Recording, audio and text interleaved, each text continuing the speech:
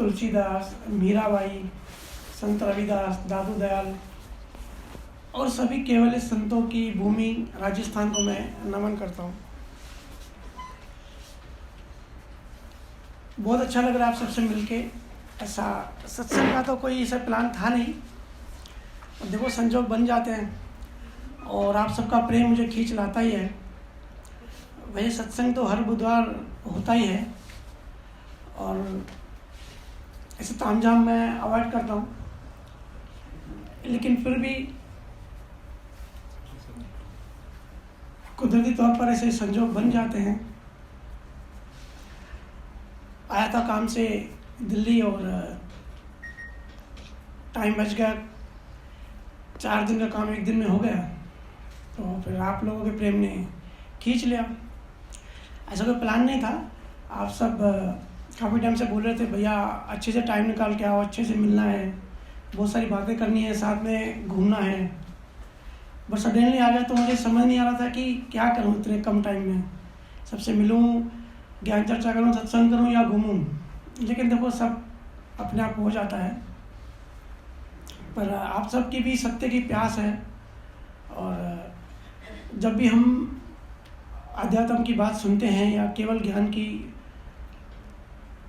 सत्संग सुनने का संजोग मिलता है तो उसके लिए बड़े पुण्य होते हैं, तभी वो संजोग मिलता है। लेकिन सत्संग से हम कितना ग्रहण करते हैं, कितना अंदर लेते हैं, कितना उसको एनालिसिस करते हैं, कितना चीज़ों को समझते हैं, उस पर डिपेंड करता है कि हमारी अंडरस्टैंडिंग कितने लेवल की बढ़ रही है। तो आप सबकी और इवन मेरी भी ऐसे अच्छे पुण्य होंगे जो बार बार सत्संगों के ऐसे संजोग बन रहे हैं। और ख़ास करके मैं राजस्थान से संतों से जब मिलता हूँ तो बहुत ज़्यादा खुशी होती है, क्योंकि आप सब भजन सुनने में बहुत पक्के हैं, मोस्टली 99%। किसी भी संत की अगर आपने वाणी पढ़ी होगी या सुनी होगी तो भजन सुनने की बड़ी महिमा है। और ख़ास करके राजस्थानी संत जो केवल ज्ञानी हुए, क्योंकि सत्संग तो हम हर जगह सुनते हैं, सभी सुनते हैं, कहाँ हम सत्संग नहीं सुनते। हर जगह हम बातें सुनते हैं, इन्फॉर्मेशन सुनते हैं। वो असली चीज़ नहीं होती, वो तो संजोग के कारण मिल जाती है। असली चीज़ होती है वो जो ज्ञान हम सुन रहे हैं, जो समझ रहे हैं, वो हमारे अंदर जाना चाहिए, हमारे सबकॉन्शियस माइंड में फिट होना चाहिए। सत्संग ऐसा नहीं होना चाहिए कि सिर्फ फॉर्मेलिटी के लिए या करने के लिए कर लिया या सुनने के लिए सुन लिया कि चलो भाई रिश्तेदार ने बुलाया, नहीं जाएंगे तो बुरा मान जाएगा। वो एक फॉर्मेलिटी होती है, उसमें हम मुक्त नहीं होते। हम सबको पता है, हम जाते हैं सत्संग सुनते हैं, बाबा प्रवचन करते हैं, ग्रंथ हाथ में लेके विष्णु और ब्रह्मा की कहानियाँ बताते हैं, हम भी ताली बजा के चले आते हैं और हम वैसे के वैसे हो जाते हैं। हमारे अंदर बदलाव नहीं आता। तो बदलाव क्यों नहीं आता? क्योंकि पास्ट लाइफ्स के बहुत सारे संस्कार पड़े हैं, मेमोरीज पड़ी है, बिलीफ सिस्टम पड़े हैं, बहुत कुछ हमारे मन में अंदर पड़ा हुआ है। जब तक उसको वहाँ डिलीट करने की साइंस नहीं समझेंगे तब तक हमारे अंदर जगह नहीं बचेगी। और मन ऐसी चीज़ है, अध्यात्म में आगे बढ़ने के लिए सबसे पहले जो हम एक दूसरे को देखते हैं, हमारा बायोलॉजिकल जो शरीर है, हम उसको देखते हैं, उसको सुनते हैं। अध्यात्म मतलब आत्मज्ञान की बात, सत्य स्वरूप की बात, परमात्मा की बात। लेकिन इसमें शरीर का भी इम्पोर्टेंट फैक्टर है, हमारे मन का भी इम्पोर्टेंट फैक्टर है। अगर किसी को 4 लीटर पानी पिला दो, उसको बाथरूम जाने का बहुत प्रेशर आएगा, और उसको बिठा के उसको परमात्मा की बातें बताओ तो उसका मन नहीं लगेगा, क्योंकि उसको अंदर से वो धक्का लगे कि भाई जाओ बाथरूम जाओ। जब तक खाली नहीं होगा ना तब तक उसका ध्यान नहीं जाएगा। तो बातें हम परमात्मा की कितनी भी कर लें, कितने भी ग्रंथ पढ़ लें, कितनी भी इंफॉर्मेशन सुन रहे हैं। मेरे पास बहुत लोग आते हैं, बोलते भैया इतना सुनते हैं, इतना सब करते हैं, सारे क्रियाकांड करते हैं, सारे जो भी चीज़ें जो भी गुरु बोलता है हम सब करते हैं, फिर भी वैसे के वैसे ही हो जाते हैं, अंदर में कुछ बदलाव नहीं होता, मुक्त नहीं हो पाते। और अगर हम आज मुक्त नहीं हैं तो कल मोक्ष की बात बिल्कुल धोखा है। कल मोक्ष का वेट नहीं करना है। मौत के बाद क्या होगा हमको पता नहीं है। आज अगर मुक्त हैं तो कल मोक्ष है। आज हम अगर अहंकार में हैं, हमारा ईगो स्ट्रांग है, लड़ाई झगड़ा और राग द्वेष पूरा भरा पड़ा है, जल रहे हैं पूरे दिन, और हम सोच रहे हैं कि भाई हमने तो नाम ले लिया, हमारा मोक्ष हो जाएगा, तो ये झूठी बात है। बातें बहुत हो गई, अभी टाइम हम सबके पास बहुत कम है, हमको प्रैक्टिकल बनना है। इन बिटवीन आप सवाल भी पूछ सकते हो, मैं तो बहता जाऊंगा, बोलता जाऊंगा। किसी को क्वेश्चन हो तो मुझे अच्छा लगेगा, कोई क्वेश्चन पूछेगा तो भजन सिमरन राजस्थान के जो जीव मैंने देखे हैं, जो ऑब्जर्व करता हूँ, जो मिलने से जो वाइब्रेशन आती है, जो ऑरा में देखता हूँ, तो भजन सिमरन आप सबका बहुत अच्छा है। ध्यान और ज्ञान जो है ना पैरेलल चलता है। खाली करना, हम सोचते हैं कि यूट्यूब से भाई ज्ञान सुनेंगे तो हमारी मेमोरी में ज्ञान बढ़ जाएगा। ज्ञान लेना नहीं होता, ज्ञान जो अवेलेबल ऑलरेडी ज्ञान है उसको निकालना होता है, उसको डिलीट करना होता है। आज मोबाइल फ़ोन में भी हमारे अगर वीडियोस बहुत सारे हैं, वो मोबाइल फुल हो जाता है तो मोबाइल हैंग होने लगता है। ऐसे हमारे मन में भी अगर इतनी जन्मों का कचरा पड़ा है और इस जन्म में भी हम कचरा और ऐड करते जाएंगे तो डिप्रेस होते जाएंगे। हैंग हो, डिप्रेशन का मतलब हम भी हैंग हो जाते हैं, ब्लैंक हो जाते हैं। तो मन को खाली करना, जो ज्ञान ऑलरेडी है, जो बिलीफ्स है, उसको डिलीट करना है सबसे पहले। इसके लिए ज्ञान से ज़्यादा मेरा फोकस ध्यान पे रहता है, क्योंकि वो प्रैक्टिकल है, उसमें हम मुक्त होंगे, उसमें कुछ न कुछ बदलाव आएगा, कुछ न कुछ काम आएगा। हर जन्म में हमको हैबिट्स है। अभी हम जैसे संसारी जीव है ना, ऐसे हम हर जन्म में संसारी जीव हैं, अपने आप को शरीर मानते हैं, यही इच्छा है, यही वासना है, पैसा कमाएं, शादी करें, करियर बनाएं, हम नंबर 1 पे रहें। ये हर जन्म में हमारे साथ चीज़ें चलती हैं, कभी भी ऐसा नहीं हुआ, और ये हर जन्म के साथ ये चीज़ें पक्की होती जाती हैं। अभी रिवर्स डायरेक्शन में चलना है, इस वाले डायरेक्शन में हम बहुत चल लिए। तो सिर्फ सत्संग सुनने से या ज्ञान कहीं से भी पढ़ने से या यूट्यूब सुनने से नहीं होगा, ये होगा ध्यान में बैठने से। ध्यान में बैठने से मतलब क्या होता है? ध्यान समझो एक तरह की ड्रिलिंग है।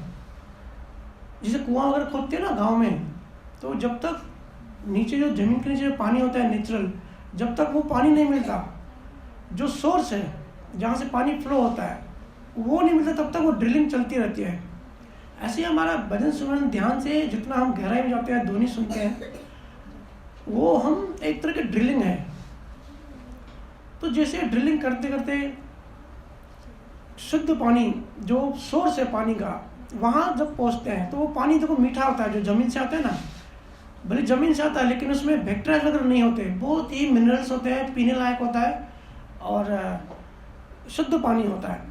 क्यों शुद्ध होता है? क्योंकि वो बहाव है, नीचे से सोर्स से आ रहा है, कहीं सड़ा हुआ नहीं है, कहीं पड़ा हुआ नहीं है।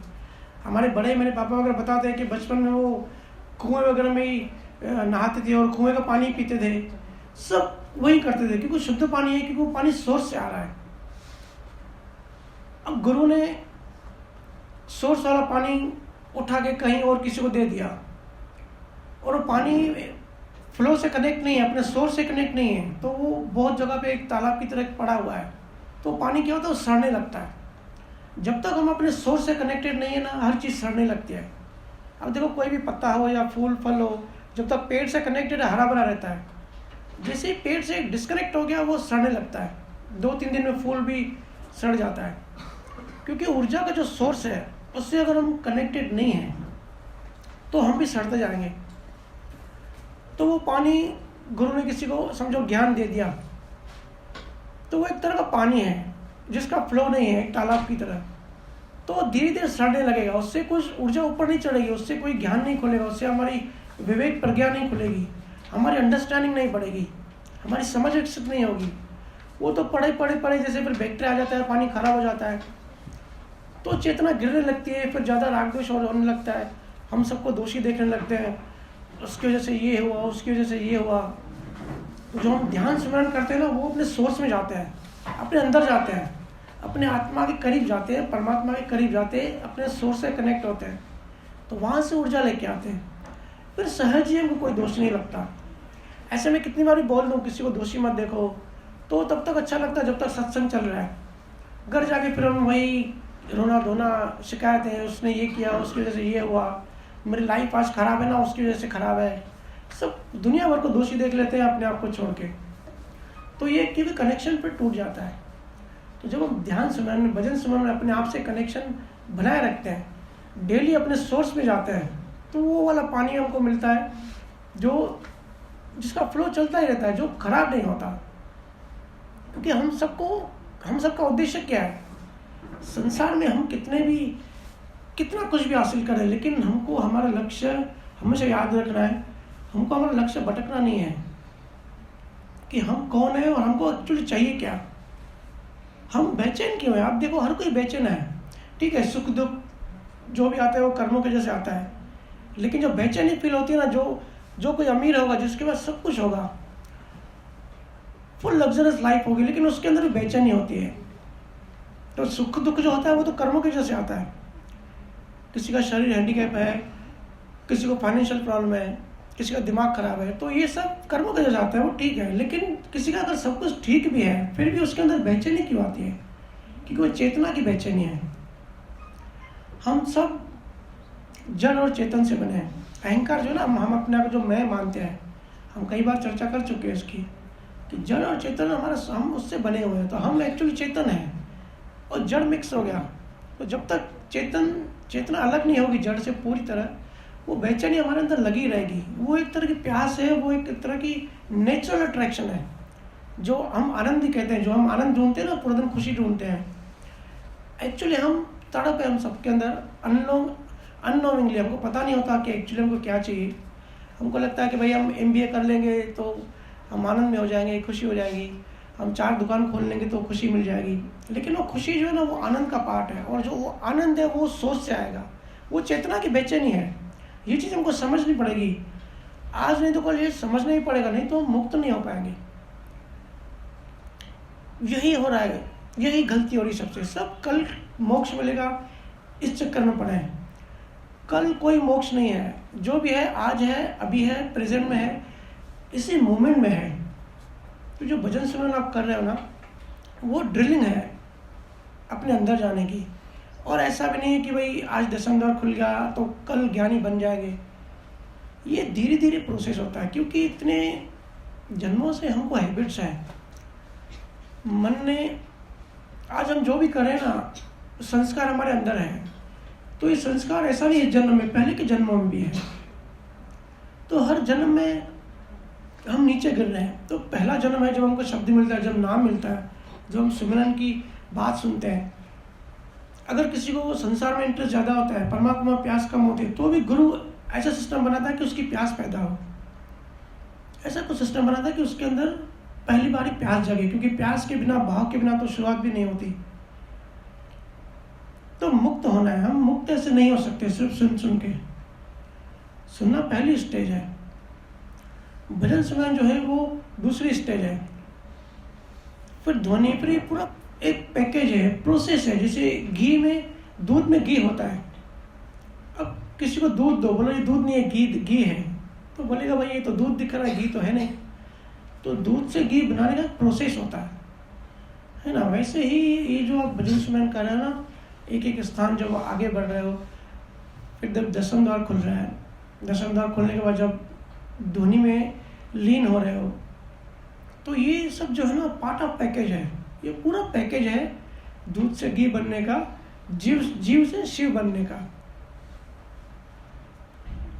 हालांकि प्रोसेस बहुत लंबा है, लेकिन अगर नेचर मिल जाता है, सही सतगुरु मिल जाते हैं, और हम भी जेन्युइनली भाव पुरुषार्थ करते हैं, तो हम राइट डायरेक्शन में आगे बढ़ते रहते हैं, कहीं भी स्टॉप नहीं होते। हालांकि ऐसा होता है कि एक तिब्बत की कहानी है, अगर 10 लोग अपने घर से निकलते हैं गुरु के आश्रम जाने के लिए, तो एक ही पहुंचता है। 9 लोगों को माया रोक लेती है।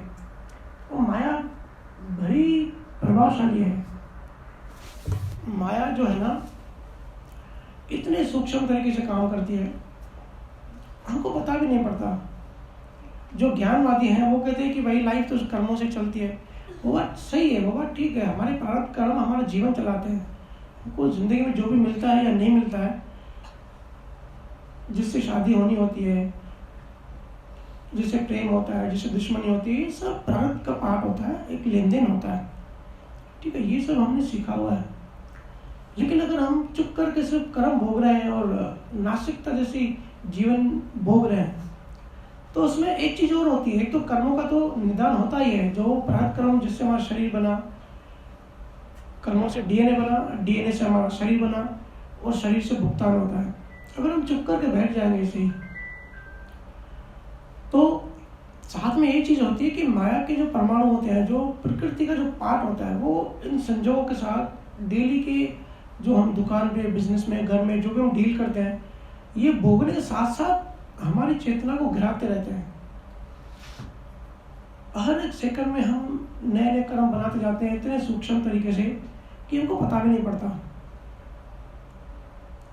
जब हमको कर्मों का अनुभव हो जाता है, जब ज्ञान इतना हमारा प्रगाढ़ हो जाता है कि कर्म कैसे बनता है, जब हमारी जागृति इतनी बढ़ जाती है, इतनी इंटेंसिटी हो जाती है, हम इतने अलर्ट होते हैं, वो एक अलग लेवल है। वहाँ पर जैसे ही हमारा कर्म बना, हमारे मन ने भाव किया या कोई वृत्ति की, कोई वासना पैदा हुई किसी के प्रति, बाहर से हम मुस्कुरा रहे हैं लेकिन अंदर में उसको गालियाँ दे रहे हैं, जब ऐसी सिचुएशन हमारा मन करता है और अगर हमारी जागृति बढ़ गई, चेतना की लेवल बढ़ गई, तो हम उसको वहीं जकड़ लेते हैं, वहीं पकड़ लेते हैं, तो बीज नहीं बनता कर्मों का।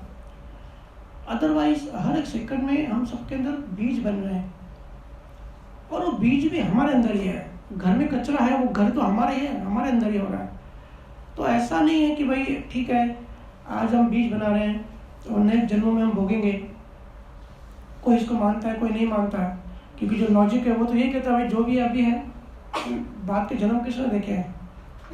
और जिनको अल्बर्ट आइंस्टीन का E=mc² पता है कि जो एनर्जी है वो कुछ समय बाद मैटर बनता है, कॉज एंड इफेक्ट। तो हमारा भी लॉ ऑफ कर्म ऐसा है, कॉज एंड इफेक्ट। आज हम जो कॉज बनाते हैं उसका इफेक्ट हमको समय, क्योंकि समय चाहिए बीच में, बीज को पेड़ बनने के लिए समय चाहिए, समय की धारा चाहिए। इसके लिए नियम है कि नेक्स्ट जन्म में उसका रिजल्ट आता है, वो इफेक्ट आता है। लेकिन इफेक्टों से हमको पता कर सकते हैं कि हमने क्या कारण बनाए होंगे। किसी का जैसे किसी को फ्रैक्चर हो गया तो वो उसको पता पड़ सकता है कि ऐसा मैंने क्या किया होगा पास्ट लाइफ में कि मेरा फ्रैक्चर हुआ। हालांकि वो शारीरिक कष्ट है, उससे बड़े कष्ट होते हैं जो मानसिक विकार होते हैं, जिसको मोहनीय कर्म कहते हैं। तो ये सब कर्मों का इफेक्ट और देख के हम पता लगा सकते हैं कि कौन सा हमने ऐसा कर्म किया था जिस वजह से हमारी ऐसी लेन देन आई, इस तरीके से हमारा जीवन चल रहा है। और बीज में हम उसी टाइम भुगतान करते हैं। ये तो शरीर है, ठीक है, चोट शरीर को लगती है तो हमको दिखाई देता है, लेकिन साइमल्टेनियसली साथ ही साथ जो हम बीज पैदा करते हैं ना, वो भी हम इसी टाइम भुगतान करते हैं। डिफरेंस ये है, वो बीज पेड़ बनता है बाद में, लेकिन बीज का तो अनुभव अभी होता है। जैसे किसी को बहुत पैसे में आसक्ति है, पैसा 24 घंटे पैसा चाहिए, लाइफ में और कुछ नहीं चाहिए, धंधा बढ़ाओ। मैं जब दुबई में काम करता था तो ऐसे ऐसे होते थे, क्योंकि वो 24 आवर कंट्री दुबई चालू रहता है। तो वहाँ पे ऐसा था कि भाई शोरूम था, रिटेल था कि 24 घंटे चालू करो कस्टमर आएंगे। तो वहाँ पे ऐसी आसक्ति देखी मैंने कि 24 घंटे आप काम करो क्योंकि पैसा आता रहेगा। तो जब ऐसी वृत्ति बनती है तो उसको सांप का बीज बनता है। तो वो ऐसा नहीं कि नेक्स्ट जन्म में तो उसको सांप का शरीर मिलेगा ही मिलेगा, लेकिन इस जन्म में भी बीज स्वरूप में वो सांप ही है, वो सांप का वो अनुभव ही कर रहा है। ऐसे बहुत सारे एग्जाम्पल आ सकते हैं, बट ऐसा नहीं कि नेक्स्ट जन्मों में हम भुगतान करेंगे, वो तो शरीर भुगतान करेगा। तो शरीर, सांप का शरीर बनेगा नेक्स्ट जन्मों में, बस सांप का जो बीज बना वो तो इसी जन्म में हमारे अंदर ही है, उसका हम अभी अनुभव करते हैं। चिपकली होती है या फर्नीचर के दीमक होते हैं, कोई भी आप देख लो जोड़ी, वो हमारी आसक्तियों से ही वैसे हमको रिजल्ट मिलती है, वैसा हमको शरीर मिलता है। नर्क होता है, प्रेत होता है, जितने भी जोड़ियाँ हैं ना, जो भी आप सुनते हो, पढ़ते हो, समझते हो, उसका बीज तो हमारे अंदर अभी आता है। तो बीज को जो संतों ने जो साइंस बताई ना, बीज को डिलीट करने की साइंस है। आज दुनिया भर के साइकोलॉजिस्ट ढूंढ रहे हैं ऐसी कोई थेरेपी मिल जाए, ऐसा कुछ मिल जाए कि मेमोरीज को डिलीट कर दें। नेटफ्लिक्स पे एक मूवी भी है, मुझे नाम याद नहीं आ रहा है, कि मेमोरीज आगे चलकर तो ऐसे हो जाएगा कि आंख में CCTV टाइप लग जाएगा, जो भी हम देखेंगे वो सेव होता जाएगा मेमोरी में। तो इतना कुछ मेमोरी में सेव होता जाएगा वो तो अभी भी हो रहा है सबकॉन्शियस माइंड में, लेकिन वो मेमोरी ऐसी होगी कि जो भी हम देखेंगे सेव होता जाएगा, तो बोझ बढ़ता रहेगा और उसको डिलीट करने की विधि और डिफिकल्ट होती जाएगी। लेकिन हम सब बड़े खुशनसीब हैं कि जो साइंस, बाहर की भौतिक साइंस जो 1000 साल बाद वो ढूंढने वाली है, हम सबको अभी मिल गई है। नाम सुमरन की, भजन सुमरन की, वो पूरा साइंटिफिक है। कोई अंधश्रद्धा या कोई बाबा या गुरु को मानने की वैसी बात नहीं होती, तो खुद के लिए होती है। मोबाइल से फोटो डिलीट करना आसान होता है, अपने मन से फोटो डिलीट करना बहुत डिफिकल्ट होता है, और वो सबसे ज़रूरी होता है। हम सब मोबाइल साफ करते, अपना मन साफ नहीं करते। किसी को क्वेश्चन पूछना तो हाथ रेस कर दे। जी पूछिए।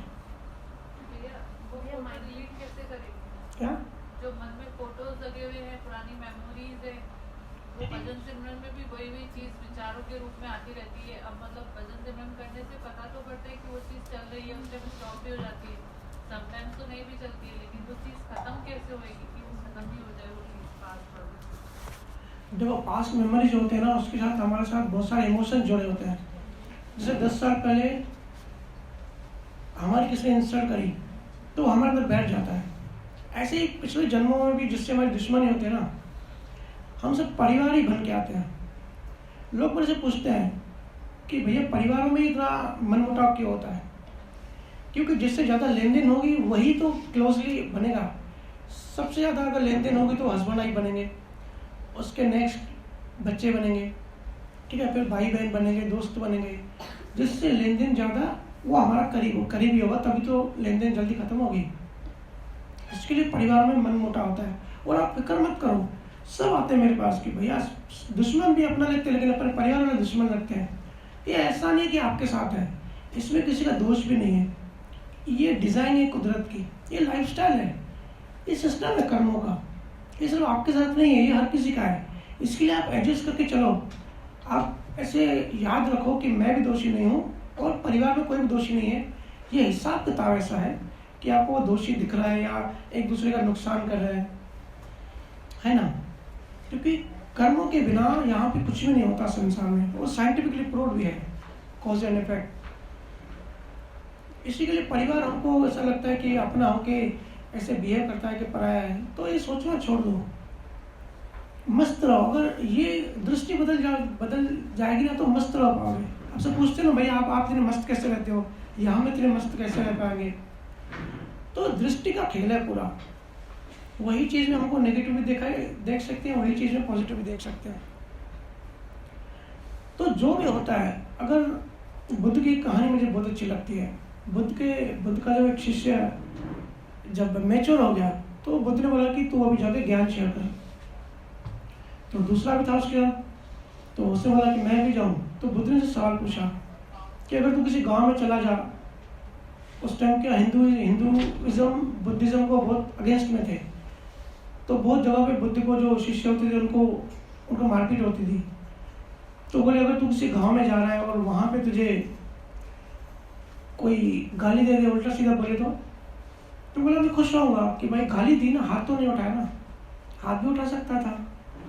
तो बुद्ध ने पूछा अगर हाथ ही उठा ले तो बोला मैं खुश रहूँगा कि भाई ये तो मेरी हड्डी पसली भी तोड़ सकता था, लेकिन सिर्फ एक हाथ ही तो चमाटी तो मारी।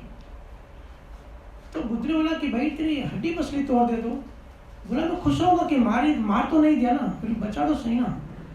तो बुद्ध ने बोला भाई तू हो गया मैच्योर, तू अब जा सकता है। इसको बोलते हैं पॉजिटिव एटीट्यूड। हम है ना कमियां देखते हैं कि उसने ऐसा किया, उसने ऐसा किया। बहुत लोग तो भगवान से शिकायत करते हैं। जो हमारे पास, और मन का नियम भी होता है, जो हमारे पास नहीं होता मन उस पर फोकस करता है, मन उसको देखता है कि ये चीज़ हमारे पास नहीं है, और जो चीज़ होता है उसको हम कोई फोकस नहीं करते। जैसे हमारे समझे परिवार में सब कुछ अच्छा है, फाइनेंस भी अच्छा है, हमारी हेल्थ भी अच्छी है, सब कुछ है, पति अच्छा है, पत्नी अच्छी है, बच्चे अच्छे हैं, सब बढ़िया चल रहा है, बिजनेस अच्छा है। और सिर्फ किसी के सास समझो खराब है, खराब मतलब उसके एंगल से, खराब तो कोई होता नहीं है, तो उसको लगता है मेरी सास खराब है, तो उसको जो अच्छी चीज़ें ना वो दिखाई नहीं देंगी, जो भी कुदरत ने उसको अच्छा दिया हुआ है पूरा दिन। क्योंकि मन का नियम है, मन जो नहीं है, जो नेगेटिव है उसको ही कैच करता है, साइकोलॉजिकल प्रूव्ड है। तो हमारा फोकस वहीं रहता है। तो जो अच्छा है ना उसके लिए हम शुक्रिया नहीं कहते, हम थैंक्स नहीं कहते परमात्मा को। जो अच्छा नहीं है उसको गालियाँ देंगे, उसकी शिकायत करेंगे, और इतनी बड़ी ज़िंदगी को, इतनी अच्छी लाइफ को हम कहते हैं कि भाई हमारी लाइफ पूरी ख़राब है, हमारी ज़िंदगी पूरी ख़राब है। लोगों का सिर्फ एक पार्ट थोड़ा सा रिलेशन ख़राब हो तो लोग सुसाइड कर लेते हैं, तो अरे बाकी पार्ट्स तो देखो। तो नज़रिया है ना, वो नज़रिया हमको चेंज करना है। परिवार में जो चीज़ है उसको देखो।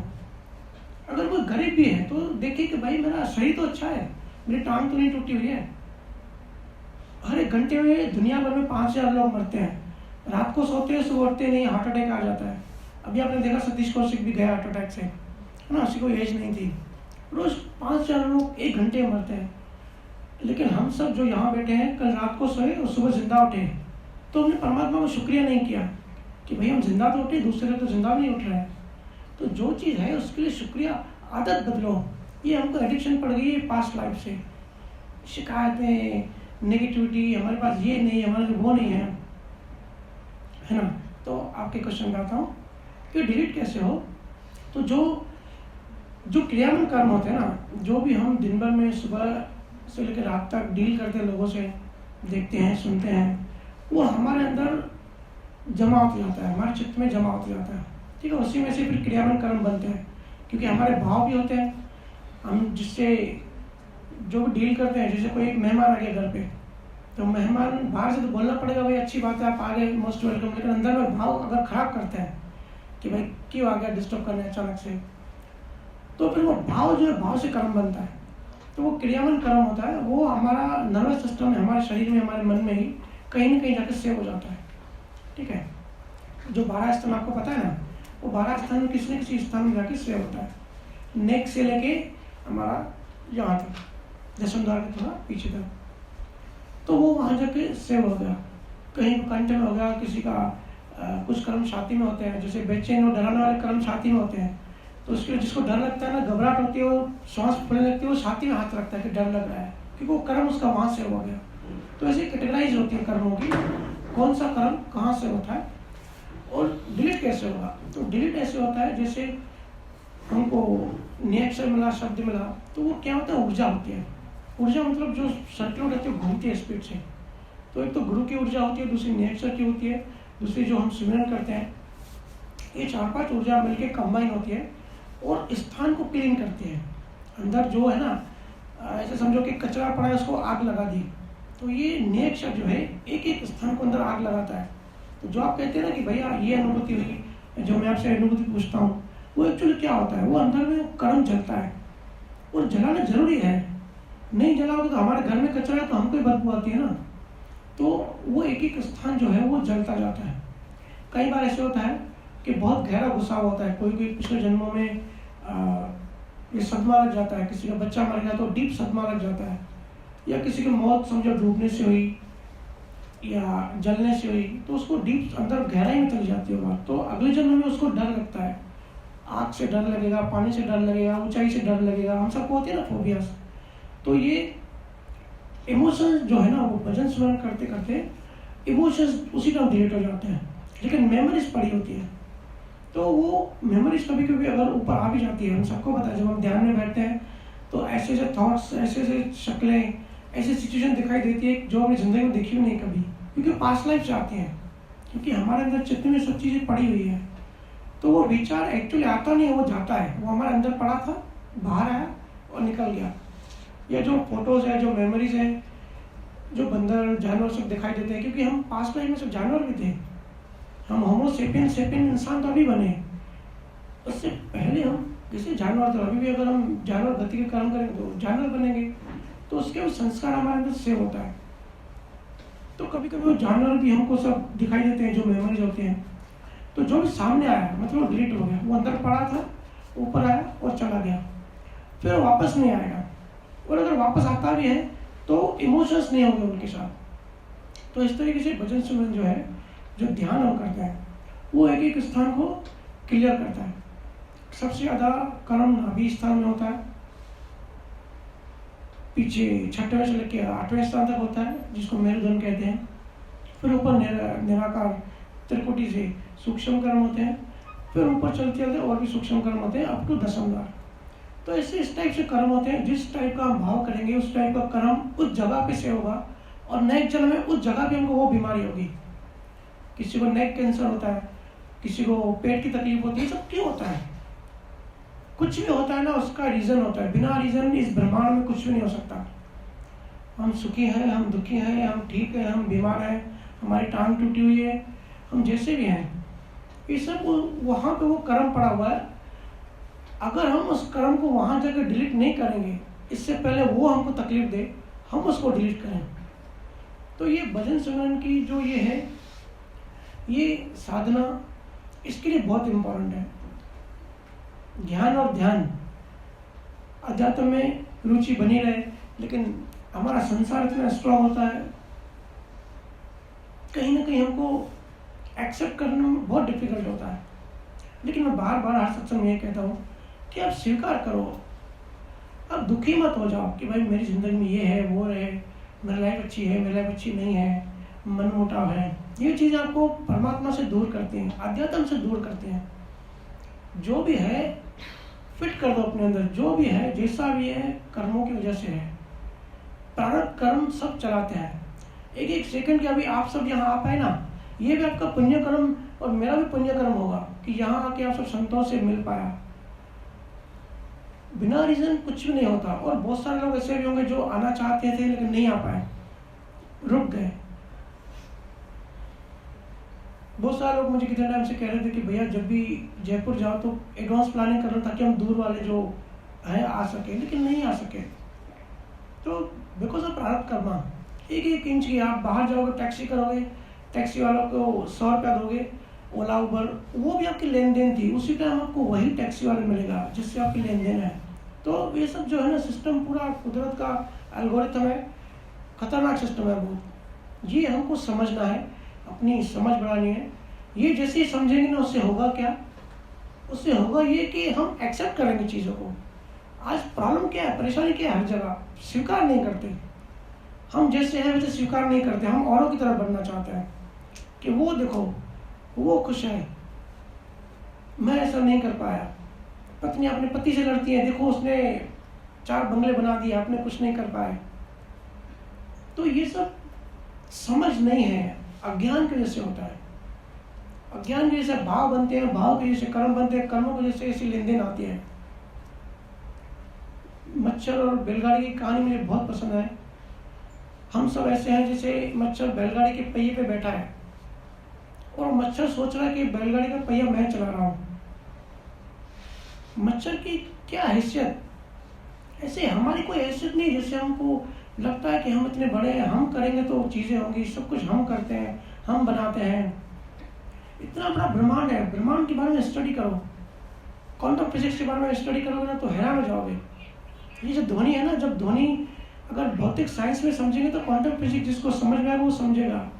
अभी हम नागद्वारा गए थे, वो स्टेचू ऑफ बिलीफ में, वहाँ भी जो लाइटिंग, जो लेजर शो था, उसमें जो कहानी बताई वो वही बताई कि सब चीज़ साउंड से बनी है, एनर्जी से बनी है। मैटर एनर्जी से बना है, एनर्जी साउंड से बनी है, नाद से। हर चीज़ का क्रिएशन वहीं से हुआ है। तो संतों ने तो कितने साल पहले ही साइंस बता दी थी। तो चीज़ों को एक्सेप्ट करना है। इतना बड़ा ब्रह्मांड है, इतनी लाखों करोड़ों बिलियंस गैलेक्सीज हैं। उसमें एक गैलेक्सी है जिसका नाम है मिल्की वे। उस मिल्की वे में अरबों खरबों तारे हैं। उसमें से एक तारा है हमारा सूर्य। इस सूर्य के 9 प्लैनेट्स हैं। उसमें से एक धरती है जिसमें हम बहुत सारे जानवर स्पीशीज हैं, दुनिया है। उसमें से हम हैं इंसान, होमो सेपियन। उसमें से आज हम हैं जो हम जिंदा हैं। तो सोचो हमारी औकात क्या है, कितना बड़ा ब्रह्मांड और हम कहाँ हैं, और हम अपने को क्या मानते हैं। हर कोई सेंटर में अपने को ईगो को रखता है और सोचता है कि मैं ही चला रहा हूँ सब, मेरी जैसी दुनिया चल रही है, मैं नहीं होता तो ये नहीं होता, मैं नहीं होता तो बच्चों की शादी नहीं होती। लोग तो मुझे हैरानी होती है, बोलते हैं कि भाई बच्चों के लिए कुछ बना के जाओ, LIC पॉलिसीज करो। लोग अपना प्रेजेंट खराब करके 50 साल बाद क्या होने वाला है उसके बारे में सोचते हैं कि भाई मेरा बच्चा बड़ा होगा, ये पढ़ाई करेगा, फिर उसके लिए अरे कल का पता है कल कौन जिंदा है कौन नहीं है। उस जो चिंता का जो कारण है ना, चिंता छूट गई मतलब वो पहला मोक्ष है। चिंता का मेन कारण ये है कि अज्ञान है। हम फ्यूचर के बारे में, या तो हम पास्ट में होते हैं या तो फ्यूचर में होते हैं। हमको जॉब मिलेगा कि नहीं मिलेगा, हमारी लाइफ कैसे चलेगी। अरे भाई आप स्टडी करो, आप जो भी दुनिया में लेजेंडरी लोग हैं ना, जो जीनियस लोग हैं, बिल गेट, स्टीफन हॉकिंग, उनकी लाइफ पढ़ो, उनके इंटरव्यूज पढ़ो। बहुत लोग, अक्षय कुमार का मैंने लास्ट वीक इंटरव्यू सुना, सब लोग ऐसे कहते हैं मोस्टली कि हम जो आज हैं, हमने ऐसा सोचा नहीं था कि आज हम बन जाएंगे। हालांकि पढ़ाई में जो MBA सिखाते हैं तो उल्टा सिखाते हैं कि आप एम्बिशियस करो, आप 20 साल पहले की प्लानिंग करो, आपको जो बनना है आप सोचना चालू कर दो। सब बेवकूफ़ी है, सब कर्मों में लिखा होता है। अगर कर्मों में लिखा है आपको डॉक्टर बनना है तो बचपन से डॉक्टर का बीज आपके अंदर आएगा, आपको डॉक्टरी में इंटरेस्ट आएगा और आप पढ़ाई में एक्सपर्ट होगे और मेडिकल साइंस में चले जाओगे और डॉक्टर बन जाओगे। तो जब हर चीज़ लिखी हुई है तो फिर क्यों टेंशन, किस बात की चिंता। जो होना है वो होना ही है। ऐसी समझ जब हमारी विकसित हो जाएगी कि जो होना ये होके रहेगा, कोई रोक नहीं सकता, कोई आज तक रोक भी नहीं पाया है। सिर्फ चेंजेस कर सकते हैं हमारे आंतरिक मन में, वो हमारी दृष्टि, हमारा नज़रिया चेंज कर सकते हैं। हमारी प्यास, हमारा इंटरेस्ट वो फिक्स नहीं है, वो हमारा फ्रीडम है। वो हम हमारे हाथ में होता है कि हम हमारा इंटरेस्ट कहाँ दें, हम कौन सी डायरेक्शन में आगे बढ़ें, या तो संसार में आगे बढ़ें, आध्यात्म में आगे बढ़ें। और आज तो कंपल्सरी हो गया, आज जो आध्यात्म में नहीं है, जिसको ज्ञान का सहारा नहीं है, वो तो संसार में एंजॉय नहीं कर पाएगा, वो तो संसार में डिप्रेशन में रहेगा। क्योंकि लाइफ स्टाइल ऐसी हो गई है, व्हाट्सएप से लेके इंस्टाग्राम, फेसबुक, सोशल मीडिया, सब ने जकड़ा हुआ है। मोबाइल के एडिक्शन, और सबको खास करके जो पढ़ाया जा रहा है यूनिवर्सिटी में, स्कूल में, वहाँ से रोबोट्स निकल रहे हैं। उनको ऐसे प्रोग्राम करते हैं कि भाई सिर्फ पैसा, और ज़िंदगी का सफल हमारा पैमाना ही होता है कि जिसमें ज़्यादा पैसा मतलब वो सफल। ऐसा नहीं है, बेवकूफ़ी है। हम जिस चेतना के लेवल पर पैदा होते हैं, सफलता का डेफिनेशन क्या होता है। हम जब भी पैदा होते हैं ना, तो हम सबका एक चेतना का लेवल होता है, पिछले जन्मों का डेवलपमेंट का एक लेवल होता है। अगर मरते वक्त ही हम उसी लेवल पर हैं तो हमारा जीवन बेकार गया।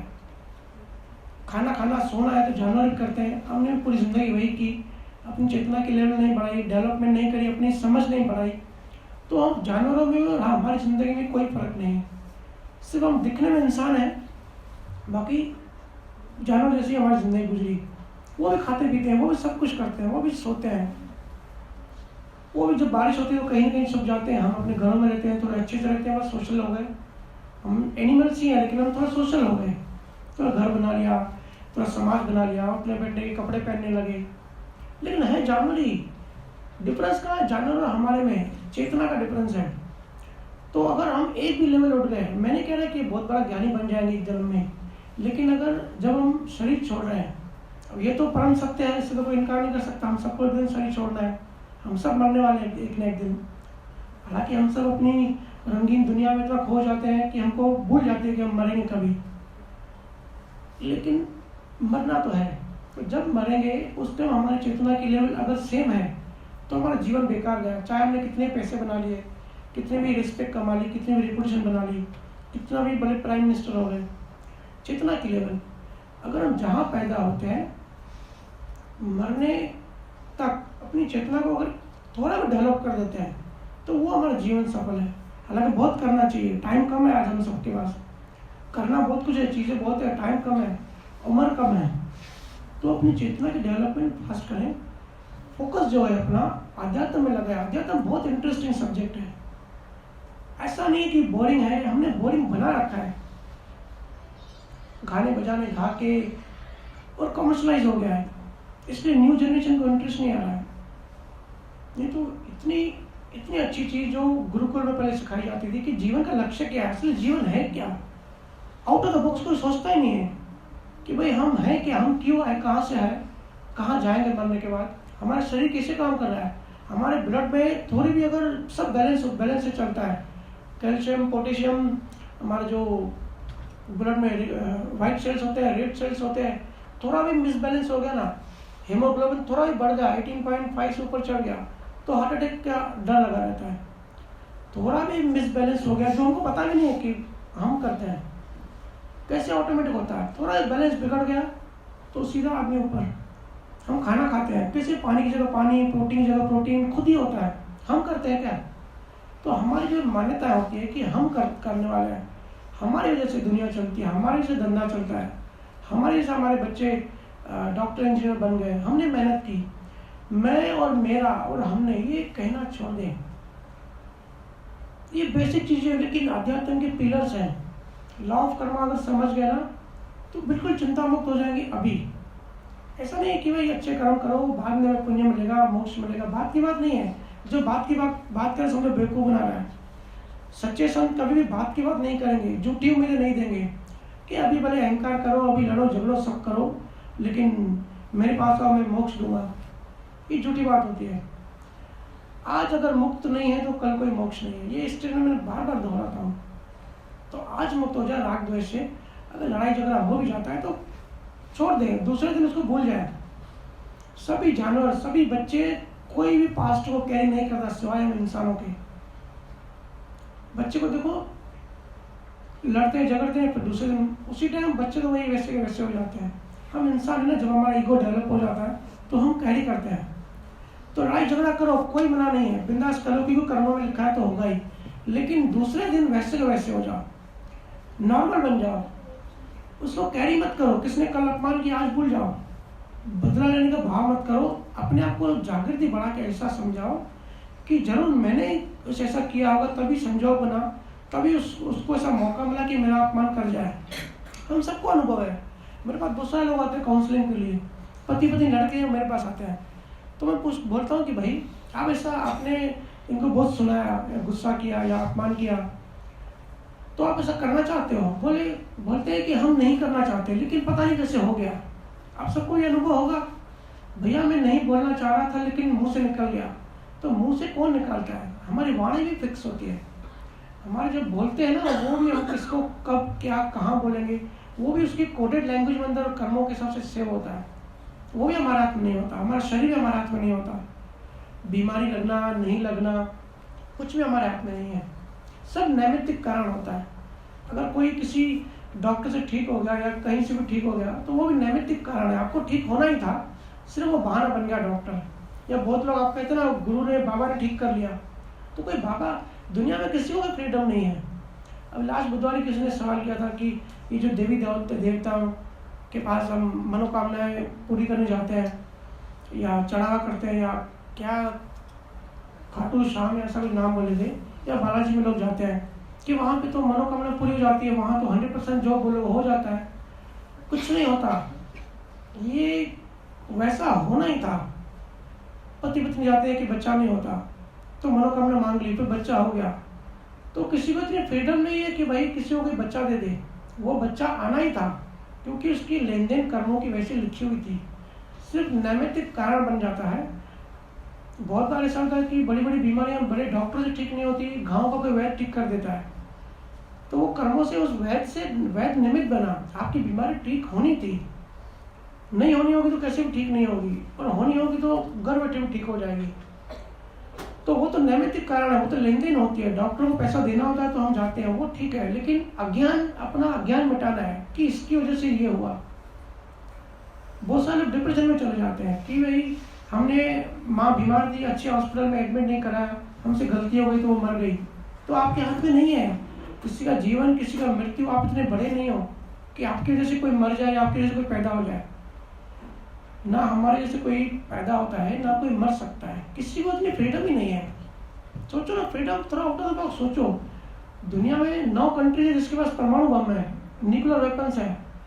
अगर उनके हाथ में होता तो कब की दुनिया खत्म हुई होगी, हुई चुकी होती। परमाणु बम किसी ने तो रिलीज कर ही दिया था, क्योंकि हम सबको तो फिर भी सहन शक्ति होती है। जो नेता होते हैं वो बहुत प्रेशर में होते हैं, वो अपने अभिमान के लिए कहीं किसी भी लेवल तक जा सकते हैं। तो कंट्रोल हमारे ऊपर नहीं है, हमारे ऊपर, हम कठपुतली हैं। हमारे ऊपर जो कॉस्मिक एनर्जी है, जो कॉस्मिक यूनिवर्स है, उसका कंट्रोल है।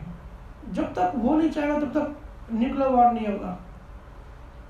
कहीं भी सुनामी आती है या क्लाइमेट आती है, जब टर्की में भूकंप आया तो वैसे ही मरना था उनको। कोरोना आया, तो ये जो भी अज्ञान है ना, जहाँ फंसते हैं, और बाबा लोग उनको इसी चीज़ में फंसाते हैं कि भाई ये कर लो ये हो जाएगा, वो कर लो वो हो जाएगा। करो नहीं करो वो आपके ऊपर है, कर्मों के ऊपर है, लेकिन अपने माइंड में दृष्टि क्लियर रखो कि कोई किसी को कुछ ना बिगाड़ सकता है और ना बना सकता है।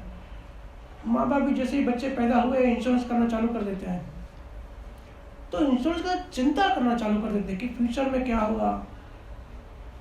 अरे भाई बच्चे जब छोटे सेल होते हैं जो अल्ट्रासोनिक में नहीं दिखते, सोनोग्राफी में नहीं दिखते, तब उनकी केयर कौन करता है, तब उनको कौन अंदर खाना देता है, कौन बचाता है। तो जो कुदरत के छोटे एक सेल के बच्चे को भी खाना दे रहा है तो बाहर खाना नहीं देगा। पूरा आपका पूरा कॉन्शियस मैनेजमेंट होता है। हमारा इतना ही काम है, हमारी ड्यूटी इतनी है कि हमारी कॉन्शियसनेस बढ़ानी है। ये सब तो सबकॉन्शियसली चलता रहेगा, लेकिन हमको हमारी जागृति बढ़ानी है, हमको हमारा होश बढ़ाना है। उद्देश्य हमारा, अंतिम उद्देश्य हमको याद रखना है कि भाई जीवन से मुक्त होना है। हम चेतना है, हम प्रकृति नहीं है। प्रकृति के 3 गुणों ने हमको फंसाया हुआ है, जिसके कारण हमको ये दुनिया रंगीन दिखती है, लेकिन रंगीन है नहीं। हमको हमारी चेतना में, हमारे परमात्मा में वापस जाना है। ये उद्देश्य हमको हमेशा याद रखना है। और बाकी जीवन जो है, जो जिंदगी, वो सहज हमको जो सामने आता है वो करना है।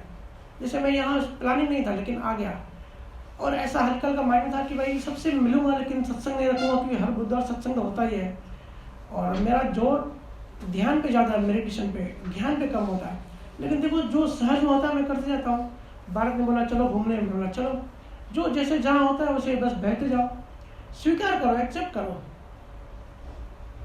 कोई परेशान है, मानसिक परेशानी है, तो ऐसे अपने आप को समझाओ कि भाई कर्मों की निर्जरा हो रही है, कर्म रिलीज हो रहा है और टेम्पररी, हर चीज़ खत्म होती है, हर चीज़ की एक्सपायरी डेट होती है, कर्मों की भी एक्सपायरी डेट होती है। हमको अभी सब ये करना है कि अपना होश बढ़ाना है, जागृति रखनी है। वो होता है ध्यान सिमरन से, भजन सिमरन से। क्योंकि जितना हमारे अंदर बोझ होगा, कर्म मतलब बोझ, जितना बोझ होगा उतना हम गहरी नींद में होंगे, उतना जागृत बनने में बहुत डिफिकल्टी होगी। हमको खाली होना है। इसलिए जिसको गुरुओं ने जैसा नया टाइम दिया है, जिस स्थान पे बोला है ध्यान करने के लिए, जैसे बोला है वैसे नियम से करने की सहज कोशिश करें। संजोग नहीं बनते वो अलग बात है, लेकिन एक भाव करें और वैसे आप बैठें तो क्या होगा, उससे आप खाली होते जाएंगे। जितना खाली होंगे ना, उतनी कॉन्शियसनेस, उतनी जागृति, उतना अलर्टनेस, उतना होश बढ़ेगा संजोगों के अंदर। फिर अगर आपको गुस्सा भी आएगा ना, लेकिन अंदर होश रहेगा, तो बाहर क्या होता है, ड्रामा बन जाता है। अभी क्या होता है, हम जब गुस्से में आते हैं ना तो अंदर भी गुस्सा हो जाता है, और वो गुस्सा उतरता नहीं है, डिग्री धीरे धीरे कम होती है। बाहर भी गालियाँ दी हो, अंदर से भी गालियाँ दे रहे हैं, क्योंकि तन्मय कार है, होश नहीं है, हम बेहोश हैं। हम सब इंसान है ना, जागृत बेहोश है। हमको लगता है सुबह हम नींद से उठ गए तो वही हम जागृत हो गए। हम नींद से उठने के बाद भी बेहोश रहते हैं। जनक ने पूछा अष्टावक्र से, भाई मुक्ति कैसे मिलेगी? बोला कि सिर्फ जागृति बढ़ाओ, गुलामी छोड़ो। तो गुलामी कैसे छूटेगी? जब हम जागृति बढ़ाएंगे, होश बढ़ाएंगे।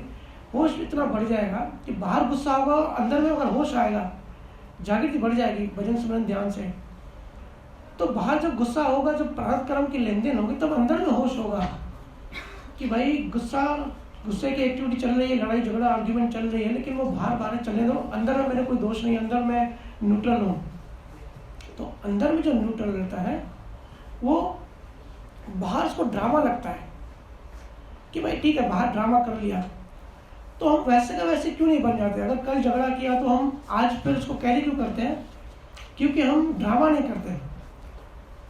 जैसे मूवीज बनती है ना, मूवीज में माँ बाप बनते हैं, हस्बैंड वाइफ बनते हैं, सब करते हैं, लेकिन जैसे शूटिंग खत्म हुई बैठ जाते हैं, क्योंकि ड्रामा था, पूरा हो गया। वो फिर अपने घर नहीं ले जाते हैं। वो जो हीरो हीरोइन होते हैं, उनको पता होता है कि ये पूरा ड्रामा है, एक पर्टिकुलर दी हुई ड्यूटी है। तो मूवी में तो वो हस्बैंड वाइफ होते हैं और वैसी एक्टिंग करते हैं, वैसा ड्रामा करते हैं, लेकिन हीरो अपनी हीरोइन को घर नहीं ले जाता कि ये मेरी बीवी है। वो ड्रामा खत्म हुआ, शूटिंग खत्म हुई, काम खत्म, चलो अपने घर। हम इंसान वही गलती करते हैं, बाहर के संजोगों को अंदर में तन्मय का पकड़ लेते हैं। कल उसने अपमान किया तो दूसरे दिन क्यों कैरी करते हो? अपने आप को समझाओ कि वो कल की बात थी। कुदरत कुछ भी कैरी नहीं करती। कुदरत की कोई बात देख लो, पेड़ देखो, जैसे फल मैच्योर होता है सहज गिर जाता है, नदी फ्लो में भरती रहती है, कुदरत की कोई भी चीज़ सेव नहीं होगी। सिर्फ हम इंसान है ना, हमारा मन डेवलप हो जाता है, ईगो सेव करता है। ईगो को लगता है कि मैं पैसे बनाऊँ, ईगो को डर लगता है अपने अस्तित्व का। ईगो अपना अस्तित्व हर पल बचाना चाहता है। इसलिए तो गुरु के सामने समर्पण की संतों ने क्यों महिमा की है, क्योंकि जब कोई गुरु के सामने समर्पण करता है ना, तो वो एक्चुअली अहंकार झुक जाता है। अहंकार आसानी से झुकता नहीं है।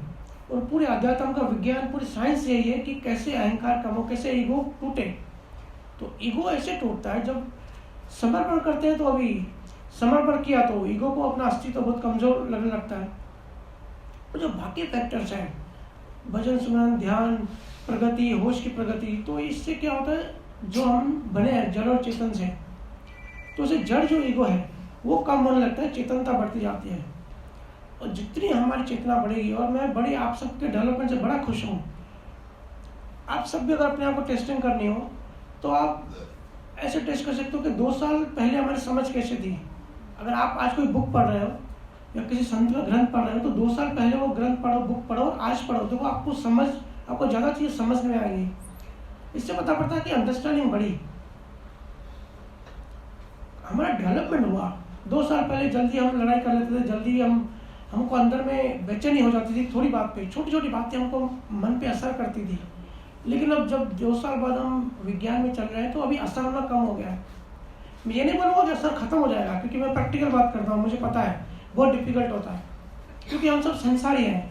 हम सब ने शादियाँ की हैं, बच्चे पैदा किए हैं, संसार में रहते हैं, हम हिमालय में नहीं चले गए, ठीक है ना। और ऐसा होता है कि जितने ज़्यादा संबंध होते हैं, जैसे आप घर बैठे हो तो मन में हलचल कम होगी। घर बैठे हो, अपने रूम में शांत बैठे हो, बुक पढ़ रहे हो, तो इतनी हलचल नहीं होगी, कर्म कम बनेंगे। लेकिन आप किसी शादी में जा रहे हो तो ज़्यादा हलचल होगी, ज़्यादा लोगों से मिलेंगे, किसी का राग होगा, किसी का द्वेष होगा, कभी किसी का ड्रेस देख के जलन पैदा होगी, कोई शोबाजी करेगा तो आपके अंदर गुस्सा आएगा, देखो वो कैसे शोबाजी कर रहा है। दूसरा गोल्ड देख के, गाड़ी देख के, ये सब क्या शो बिजनेस है पूरा। क्यों हमको इच्छा होती है फेसबुक पे भाई लगाओ, फोटो निकाले, तैयार होगा, लगाओ फेसबुक पे, डालो स्टेटस पे, ये शो बिजनेस है। हमारा अहंकार दूसरों को दिखाना चाहता है कि देखो तेरे से मैं बेटर हूँ। तो जितने ज़्यादा संबंध, जितने ज़्यादा कनेक्शन हमारे बाहर होते हैं, साथ में अंदर में उतने ज़्यादा कर्म भी बनते हैं। तो हम संसारी लोग हैं, हम एक तरह की आग में चल रहे हैं। हम सबको पता है संसार में रहना मतलब आग के समान है ना। तो इस आग में ज्ञान रूपी पानी का सहारा हमको लेना ही पड़ेगा। आज वो समय नहीं है कि भाई चलो 60 साल तक जिंदगी जियो, 60 साल के ये डिपार्टमेंट 60 साल के बाद का है। पहले तो आज तो उम्र की किसी की कुछ गारंटी नहीं है, कौन बच्चा कब चला जाए किसी का कुछ पता नहीं है। डायनेमिक दुनिया बन गई है, वर्ल्ड इज डायनेमिक। तो इस डायनेमिक दुनिया में हमको सब साथ लेकर चलना है, सब में बैलेंस रखना है, संसार को और ज्ञान को बैलेंसिंग में साथ आगे बढ़ना है। वो रोज रोज डेवलप होना है, रोज रोज हमारी अनुभूति जो है बढ़ाती जानी है, ऑब्जर्वेशन बढ़ाती जानी है। जितनी जागृति बढ़ेगी ना, आप अंदर से मौन होते जाएंगे। अंदर का मन, बाहर का मन तो ठीक है विचलित होगा कर्मों के हिसाब से, अंदर का मन शांत होते जाएगा। जितना ज्ञान बढ़ेगा, जितना ज्ञान का सहारा लोगे ना, बहुत दिमाग खराब हो गया, घर में आप बाहर लड़ाई होगी, लेकिन जैसे ज्ञान का एक लाइन अपने आप को याद कराओ कि भाई ये सब कर्मों के जैसे हुआ, इसमें उसका भी दोष नहीं, मेरा भी नहीं है। हम देखते हैं रोड पे दो गाड़ी में टक्कर होती है, लड़ाई शुरू हो जाती है, एक दूसरे को मारने लगते हैं। तो अगर हमको हमारी आंखें खुल जाएगी, अंतर ज्ञान आ जाएगा, समझ आ जाएगी कि भाई कर्मों की वजह से हमारी गाड़ी की टक्कर हुई, दूसरे से नहीं हुई, इससे क्यों हुई, इस टाइम पे क्यों हुई। जब इतना होश अपने आप को याद कराएंगे ना कि कर्मों की वजह से, तो देखो हमारा मन शांत हो जाता है, फिर हम जल्दी माफ कर देते हैं। फिर हमारा अहंकार को बचने की, या अहंकार को बढ़ने की, या अहंकार को कौन सी कुछ चीज़ें कंटिन्यू रखने का मौका नहीं मिलता। तो हमको मुक्त होना है खुद से ही, हमको अपने अहंकार से मुक्त होना है, उसी ने परेशान किया है। हम सबकी एक ही बीमारी है, एक कॉमन बीमारी से आज इंसान लड़ रहा है, सिर्फ यही नहीं पूरी दुनिया में। जो बच्चे जो परेशान है, मेरे पास आते हैं, मुझे तो देख के इतना, क्योंकि टीचिंग नहीं है, प्रॉपर टीचिंग नहीं है बच्चों को भी, और उम्र कम हो रही है तो नेचुरली नॉलेज बढ़ रहा है, और कैरी फॉरवर्ड संसारी नॉलेज भी अगर हमने अंदर डाल दिया तो वो भी कैरी फॉरवर्ड होता है। तो देखो आजकल के बच्चे भी स्मार्ट हैं, कहते हैं ना बच्चे आजकल कंप्यूटर हैं, क्योंकि पास्ट लाइफ से वो अपनी वो चीज़ लेके आ रहे हैं, बीज लेके आ रहे हैं। तो बच्चों का जो ईगो है ना, वो जल्दी डेवलप हो रहा है। पहले बच्चों का ईगो या उसकी बायोलॉजिकल बनावट 14-15 साल में होती थी, आज देखो 10-12 साल में बच्चा 15-16 साल जैसी बातें कर रहा है, उसके हार्मोन्स, एंडोक्राइन सिस्टम, उसका ब्रेन, उसका बॉडी, उसका बिहेवियर, उसकी साइकोलॉजी और उसका ईगो सब जल्दी बढ़ रहा है। तो बच्चे बेचारे परेशान हो जाते हैं। तो मैं इसके लिए माँ बाप को जो काउंसलिंग के लिए आते हैं, मैं रिक्वेस्ट करता हूँ कि बच्चों को आध्यात्म में इंटरेस्ट दें। आप खुद को भी उतना टाइम दें और बच्चों को भी इंटरेस्ट पैदा करें, बच्चों में भी वो सब चर्चा करें, उस ज्ञान की बात करें, संतों की बायोग्राफी पढ़ें, तो उसकी चर्चा करें, उसका नॉलेज दें बच्चों को। कोई किसी के लिए कुछ नहीं कर सकता। अगर आप किसी के लिए कुछ करना चाहते हो, जैसे मैंने लास्ट बुधवार को भी बात कही, सबसे पहले तो खुद की मुक्ति करनी है। सब हम बीमार हैं और पहले सबसे पहले खुद का इलाज करना है। 24 घंटे में जैसे गुरुओं ने बताया उतना टाइम मेडिटेशन, भजन, सिमरन, ध्यान। अंदर जब तक नहीं आएंगे ना, अंदर की मैंने जैसे शुरुआत में बात की कि अंदर खुद के सोर्स से एनर्जी लेके आनी है। अंदर जब पानी जो जैसे फ्लो होता है, खराब नहीं होता, सड़ता नहीं है, लेकिन हम क्या करते हैं, अंदर जाते नहीं है, 5 मिनट बैठा नहीं जाता, 3 घंटे की मूवी देख लेते हैं नेटफ्लिक्स पे सीधा बैठ के, लेकिन 5 मिनट ध्यान में नहीं बैठा जाता। तो बस लोग आते हैं, कहते हैं भैया भूत और बंदर पता नहीं क्या क्या दिखते हैं, बड़ा डर लग जाता है, 5 मिनट आके खोल देते हैं।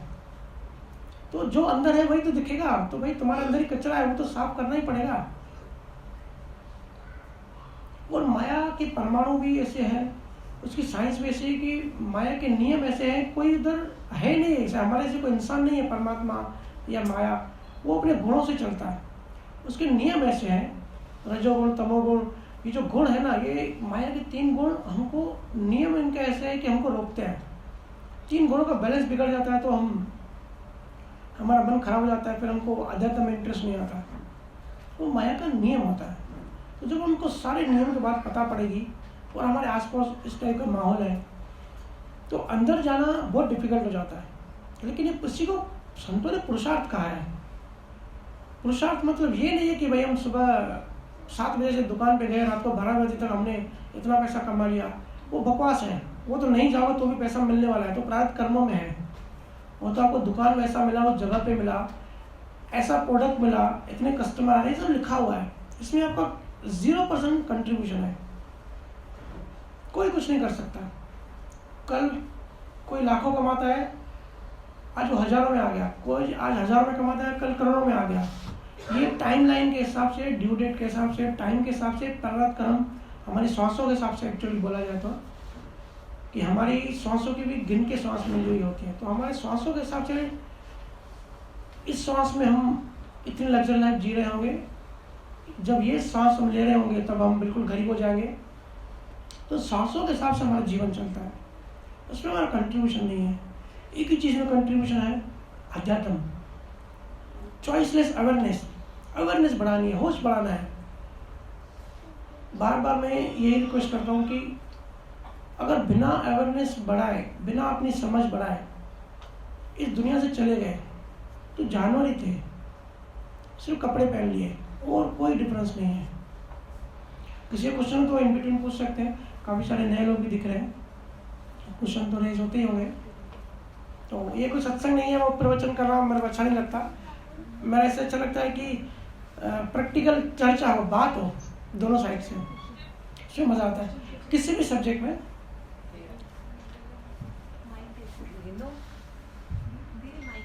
रिकॉर्ड करो।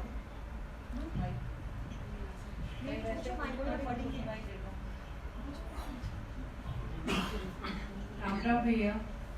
राम राम भैया, मेरे को पूछना था, जैसे हमें अहंकार आता है, हम बोलते हैं कि बाहर से तो बोलते हैं कि ये देखो मैंने किया, पर अंदर में मुझे लगता है कि ये मैंने नहीं किया, मेरे गुरु ने करवाया है। तो वो क्या चीज़ है, ये बाहरी अहंकार, ये कैसे खत्म होगा? देखो, अहंकार मतलब क्या, कर्ता भाव। कर्ता भाव आंतरिक होता है। कर्ता भाव, भाव मतलब आंतरिक, इमोशन, भाव मतलब इमोशन, इमोशन मतलब हमारे आंतरिक चीज। जब भी कर्ता भाव आता है, मालिकी भाव और कर्ता भाव, ये हमारी आंतरिक चीज है। बाहर से हम अगर ऐसे कहें कि ये दुकान, ये बिजनेस मैंने बनाया, और अंदर से भी तन्मयकार हो रहा है, मतलब आंतरिक भाव ऐसा है कि ये मैंने इतना बिजनेस बनाया, तो उसको कहते हैं कि कर्ता भाव में आ गया और उसको कर्म लग गया, कर्म चार्ज हो गया, उसको कहते हैं अहंकार। ठीक है, अंदर का अहंकार जोड़ा हुआ है। और अगर हमको समझ आ गई कर्मों की, हमारी चेतना इतनी डेवलप हो गई, बाहर भाषा में तो बोलना ही पड़ेगा कि भाई मैं दुकान पे जाता हूँ और मैंने 25 साल से धंधा कर रहा हूँ, लेकिन अंदर में हमारे साथ भाव है कि हमने नहीं किया, कर्मों के जैसे मिला और गुरु कृपा है। तो ये अंदर का जो अहंकार है, अहंकार तो जब मारता है एक सांप की तरह, सांप होता है ना, इसमें बंद होता है टोकरे में, तो जैसे ही ढक्कन हटाओ खुल जाता है, तो अहंकार भी ऐसा ही है। लेकिन आपने होश में, अवेयरनेस में उस सांप को काट दिया, वो जो बीज बना था उस बीज को आपने उसी टाइम डिलीट कर दिया, कर्ता भाव हटा के। जो भी कर्म बनते ना मालिक के भाव और कर्ता भाव से बनता है। पूरी गीता देखोगे ना कृष्णा की, वही चीज बताई है। अर्जुन जब बोला कि मैं कैसे मार सकता हूँ अपने गुरु को, कृष्णा बोला तेरी इतनी औकात ही नहीं कि तू किसी को मार पाए, तू थोड़ी मार रहा है, कर्ता भाव हटा दे। जो धर्म की रक्षा करने के लिए जिस टाइम पे सही है तो वो कर, अंदर में कर्ता भाव मत रख, अंदर की बात मेन होती है। जब अर्जुन ने 41 क्वेश्चंस किए, जब कृष्ण ने पूरी यही साइंस समझाई कि जो भी कर, जिसको भी मार, सब अंदर में ऐसा मत सोच कि मैं मार रहा हूँ, मेरी प्रकृति मतलब अर्जुन की प्रकृति दूसरों को मार रही है, कौरवों को। तब उसकी दृष्टि चेंज हुई और तब पांडव जीत गए। तो अंदर का भाव जो होता है ना, वो इम्पोर्टेंट होता है। हमारी मनोदशा बदलती रहती है और मालिकपन से ही हमारी जो मौत है ना, हमारी जो पीड़ा होती है, जो तकलीफ होती है, वो मालिकपन से ही होती है। जैसे अब टर्की में भूकंप आया, बहुत सारे बच्चे मर गए, लेकिन हमने न्यूज़ देखी, हमको फर्क नहीं पड़ा। बहुत सारे लोगों के घर गिर गए, ठीक है। एक दिन पहले तक एक करोड़पति था, फ्लैट था, उनके बड़े बंगलों थे, दूसरे दिन वो रास्ते पे आ गया, वो हमने न्यूज़ में सुना, लेकिन हमको कुछ फर्क नहीं पड़ा क्योंकि हम उस घर के मालिक नहीं है, वो दूसरे का है। लेकिन हमारा घर गिर जाए तो कैसे हमको पीड़ा होगी। तो मालिकपन मतलब हम मालिक बन जाते हैं, अज्ञानवश हम खुद को मालिक समझते हैं। ऐसी कहानी लास्ट बुधवार चर्चा करी थी। एक आदमी ने अपना घर बेच दिया, बंगलो बेच दिया, तो एक हफ्ते बाद उस बंगलो में आग लग गई। तो उसको जब पता पड़ा आग लग गई तो खुश हो गया कि मेरी किस्मत कितनी अच्छी है, देखो एक हफ्ते पहले मैंने घर बेच दिया, अब आग लग गई तो उसका नुकसान। तो उसका बेटा दौड़ जाता है, पापा हमारे घर में आग लग गई। तो बोले हाँ लग गई तो लग गई, हमने तो बेच दिया था। तो खुश था कि हमको क्या फर्क, क्योंकि उस टाइम मालिक नहीं था, कि मालिक दूसरा हो गया। फिर उसके बेटे ने बताया नहीं पापा अभी तक एग्रीमेंट साइन नहीं हुआ था, वो सिर्फ डील हुई थी, अभी तक ना पेमेंट आई ना एग्रीमेंट साइन हुआ।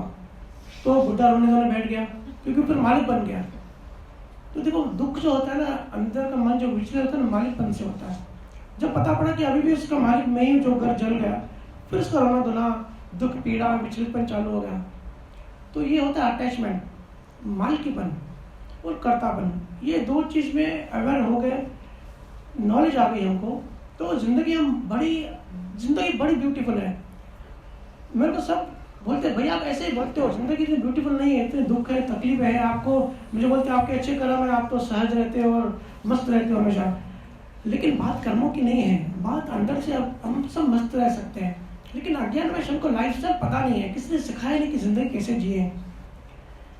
इसके लिए मैं बार बार कहता हूँ कि मोक्ष की बात मत करो, वो बेवकूफ बनाने की बात है। मुक्ति की बात करो, आज मुक्त रहो। पैसे में, घर में, रिश्तों में इतनी आसक्ति मत रखो।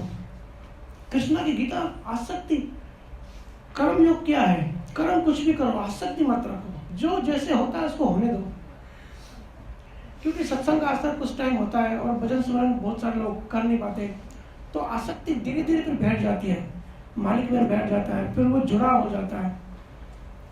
किसी की नौकरी छूट गई तो उसको चिंता पैदा हो जाती है कि भाई मेरे बच्चे खाएंगे कैसे, घर में पैसे ही नहीं होंगे तो कैसा हमारा घर चलेगा। अरे भाई कॉस्मिक पूरी दुनिया, पूरा वर्ल्ड चला रहा है, आपका घर नहीं चला सकता। सहज रूप से हर चीज का कुछ ना कुछ सॉल्यूशन निकल जाता है, जो कि पहले की लिखा है। जो लिखा है वो होगा ही। आप कोशिश कर रहे हो वो भी लिखा हुआ है, आप कोशिश नहीं कर रहे हो वो भी लिखा हुआ है। हर चीज लिखी हुई होती है। तो ये इस चीज का ज्ञान ना होने का हम सब चिंता में रहते हैं कि ये कैसे होगा, वो कैसे होगा। तो आसक्ति, अटैचमेंट, इसको खत्म कर दो, सब मस्त हो जाएंगे। स्वीकार करें। 50% दुख जो है ना, लेकिन साइकोलॉजी इसको एक्सेप्ट करती है कि हम स्वीकार नहीं करते। मैं आपको लगा था एक आदमी अगर एक एक एक लेडी हैंडीकैप थी, मतलब उसकी सेवा करनी पड़ रही थी, तो उसकी जो भाभी थी वो एक्सेप्ट नहीं कर रही थी, बोले भैया बड़े दुखी हैं हम। मैं बोला क्या हो गया भाई, सब कुछ तो है लाइफ में, इतना बड़ा घर है और सुख सुविधा है, पैसा है, हर चीज़ है, इतने अच्छे कॉलेज है और स्कूल में के बच्चे पढ़ते हैं, क्या चाहिए, सब कुछ तो है। बोले बहुत दुखी हैं, बोले इसकी बहुत सेवा करनी पड़ती है, पूरी लाइफ हमारी खराब हो गई इसकी वजह से। मैं बोला बेवकूफ़ हो, लाइफ खराब हो गई, एक छोटा सा पार्ट है ये, उसको छोड़ के क्या क्या है उसको देखो। और दूसरी बात ये चीज़ आपको पता नहीं कि ये सेवा आप करवा क्या है उससे, तभी वो बदला हो रहा है। और अगर आप इस चीज़ को एक्सेप्ट करोगे, क्योंकि करनी तो है ही, दूसरा कोई ऑप्शन नहीं है, ठीक है, करनी तो है। बहुत लोग सेवा करते हैं घर में भी, लेकिन अंदर से स्वीकार नहीं कर पाते, अंदर से एक्सेप्ट नहीं करते कि ये मेरा ही कर्म है। तो क्या होता है, स्ट्रगल होता है, एक द्वंद्व पैदा होता है, बाहर से तो कर रहे हैं, अंदर से सड़ रहे हैं, जल रहे हैं, गालियाँ दे रहे हैं, तो उससे हमारा मन अशांत होता है, आंतरिक मन डिप्रेशन में चला जाता है। तो यही अगर स्वीकार करें कि करना तो है, क्योंकि जब तक लेन देन है कुदरत करवाएगी और कोई ऑप्शन भी नहीं छोड़ेगी, तो जब करना ही है तो उसको अगर एक्सेप्ट करेंगे कि ठीक है भाई मेरा ही कर्म है, मैं सेवा करवा के आया हूँ, अभी मुझे सेवा करनी पड़ेगी, जैसे ही वो एक्सेप्ट करेगा ना 50% दुख उसका वही खत्म हो जाएगा, दृष्टि बदल जाएगी। इसके लिए जो है जैसा है एक्सेप्ट करें, स्वीकार करें, एक्सेप्ट करेंगे तो मस्त हो जाएगा लाइफ में। और जिस चीज़ को हम एक्सेप्ट करते हैं हमारा शरीर भी फिर वैसे बिहेव करता है, हमारा बॉडी लैंग्वेज बदल जाता है ना। तो घबराओ मत, डरो मत, जिसके लाइफ जैसे भी है मस्त है, ब्यूटीफुल है। सिर्फ सही ज्ञान, सही नॉलेज, सही अवेयरनेस ना होने की वजह से, अज्ञान होने की वजह से गड़बड़ हो गई, हम सब दुखी हो गए, सारी दुनिया दुखी है। जब तक सही नियम लागू नहीं करेंगे, ध्यान को अपने लाइफ का पार्ट नहीं बनाएंगे, क्योंकि ये भी मैं बता रहा हूँ, ये भी इंफॉर्मेशन है, ये भी घर जाएंगे ना भूल जाएंगे, अपने घरों में, संसार में, रंगीन दुनिया में इतने उलझ जाओगे, सब भूल जाओगे। जैसे ब्रश करते हैं ना, जैसे रोज नहाते हैं, ध्यान को ऐसे रूटीन में डालो कि वो भी पार्ट ऑफ हमारा रूटीन है। शरीर दिखता है, शरीर की मट्टी दिखती है तो हम नहाते भी हैं, लेकिन मन की मट्टी नहीं दिखती, तो मन को नहाना, संतों ने इसको मन का नहाना कहा है। तो जब डेली रूटीन में डाल देंगे ना, तब आपको पता पड़ेगा कि मन अभी डेली हम कर्म बना रहे हैं, डेली कचरा जमा कर रहे हैं, डेली सबसे लड़ाई झगड़ा हुआ, आर्ग्यूमेंट हुई, राग द्वेष हुआ, नेगेटिव ऊर्जा हमारे मन में आके सर्कुलेट कर रही है। जैसे ध्यान करेंगे सेम डे डिलीट हो जाएगा। जिनका दशम द्वार खोल गया है, जिनको ध्वनि आती है, तो ध्वनि 5 मिनट ध्वनि सुनेंगे। ध्वनि मतलब क्या, तरंग है, तरंगे समझते हैं ना, स्ट्रिंग्स। आज क्वांटम फिजिक्स में बहुत बड़ी थ्योरी है स्ट्रिंग थ्योरी, कि हर चीज़ जो भी मैटर बना है, जो भी चीज़ बनी है, स्ट्रिंग से बनी है, तरंग है। तो हम जो भजन सिमरन ध्यान करते हैं ना, उससे तरंगे पैदा होती है। तो तरंगे तरंगों को काटता है, जैसे जहर को काटता है, लोहा लोहे को काटता है, वैसे जो हमारे मन में राग द्वेष की तरंगे बन गई, उन तरंगों को भजन सिमरन ध्वनि की तरंगे काटती हैं, स्ट्रिंग्स। तो वो वहाँ से हमारे चित्त से उसकी सफाई हो जाती है। इसलिए रूटीन में डालो, सब काम छोड़ के भी डालो।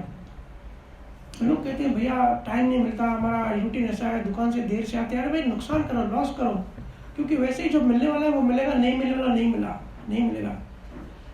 अवेयरनेस कैसे बढ़ानी है, अगर उसका तरीका, उसकी युक्ति हमको मिल जाती है तो उसमें लग जाओ। असली पुरुषार्थ वही है। संसार जितना भी बनाओगे, ब्लड रिलेशन जितना भी है, जिससे भी है, जैसा भी है, अंतिम समय में जब शरीर छोड़ेंगे तब सब छूट ही जाना है। ऐसी कमाई कमाओ जो शरीर के बाद भी, शरीर छूटने के बाद भी साथ चले। ये है वो कमाई, ध्यान की समझ, सिर्फ समझ ट्रेवल करती है आगे, डेवलपमेंट, अंडरस्टैंडिंग। देखते हो ना, अंत समय सब बताते हैं कि राम नाम सत्य है, मुर्दे को बताते हैं। अरे भाई मुर्दा तो गया, वो तो गया अपनी नरक की यात्रा में। अपने आप को बताओ कि राम नाम सत्य है। और अंत में अर्थी के साथ, आपकी अर्थी के साथ हजारों लोग होंगे, आपके साथ कोई भी नहीं आएगा।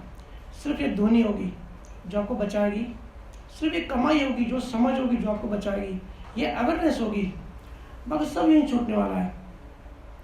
कितना भी हम अटैचमेंट कर लें, कितना भी कुछ भी बना लें, और 23 घंटे ऐसा भी नहीं है कि भाई हमको हिमालय भाग जाना है, सन्यासी बन जाना है। 23 घंटे आप संसार की सेवा करो, 1 घंटा आधा घंटा अपनी आत्मा को दो, खुद के लिए दो, अपने आप के लिए दो। क्योंकि घर में भी जब आप ध्यान करते हो उसकी पॉजिटिव वाइब्रेशंस आती है, तो आप पूरी बिल्डिंग्स में नेगेटिविटी अगर आप अपने घर में कर रहे हो और 10 माले की बिल्डिंग है तो पूरी बिल्डिंग साफ हो जाएगी, वहाँ की नेगेटिव ऊर्जा भाग जाएगी। सुखराम जी महाराज ने कहा है कि 14 कोस तक उसकी ऊर्जा जाती है। तो बहुत बड़ी साइंस है, बहुत बड़ा विज्ञान है।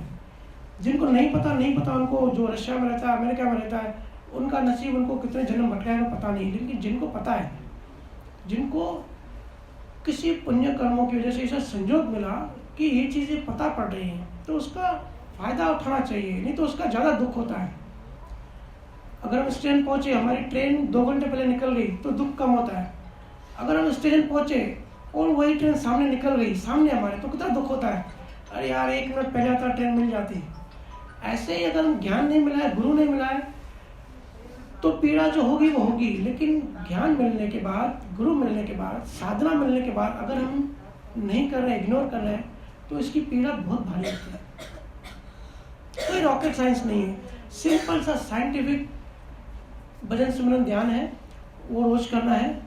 और उसके बाद नाम मिलना या नियक्षर मिलना तो वो तो अलौकिक बात है, कुदरती बात है। लेकिन जिनको मिल जाता है तो उनको तो वो बहुत बधाई के पात्र होते हैं। हजारों जन्मों बाद ऐसा कोई संजोग बनता है जो कि इस ब्रह्मांड से हमको बाहर निकल जाता है ना। तो किसी को सवाल पूछना पूछ सकते हैं जी।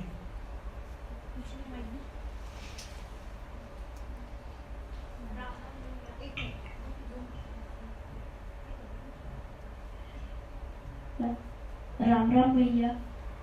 भैया मेरा आपसे ये क्वेश्चन है कि जैसे हमने कोई भाव किया कि हमें किसी को सीढ़ियों से गिराना है, तो ये तो कोई बुरा भाव हुआ। तो हमने बस वो विचार किया कि हमें तो बस गिराना है, लेकिन हमने एंड टाइम में जाकर हमने नहीं गिराया, तो इससे कोई कर्म बनता है कि नहीं बनेगा? तो इसे ये कर्म बनेगा, ये बीज आपने पैदा कर लिया, इसका नेक्स्ट जन्म में आप खुद सीढ़ियों से गिरने वाले होंगे, लेकिन जैसे गिरोगे आप बच जाओगे। कुदरत का नियम है, जैसा हम बोते हैं वैसा ही एग्जैक्टली हमको मिलता है, ठीक है ना।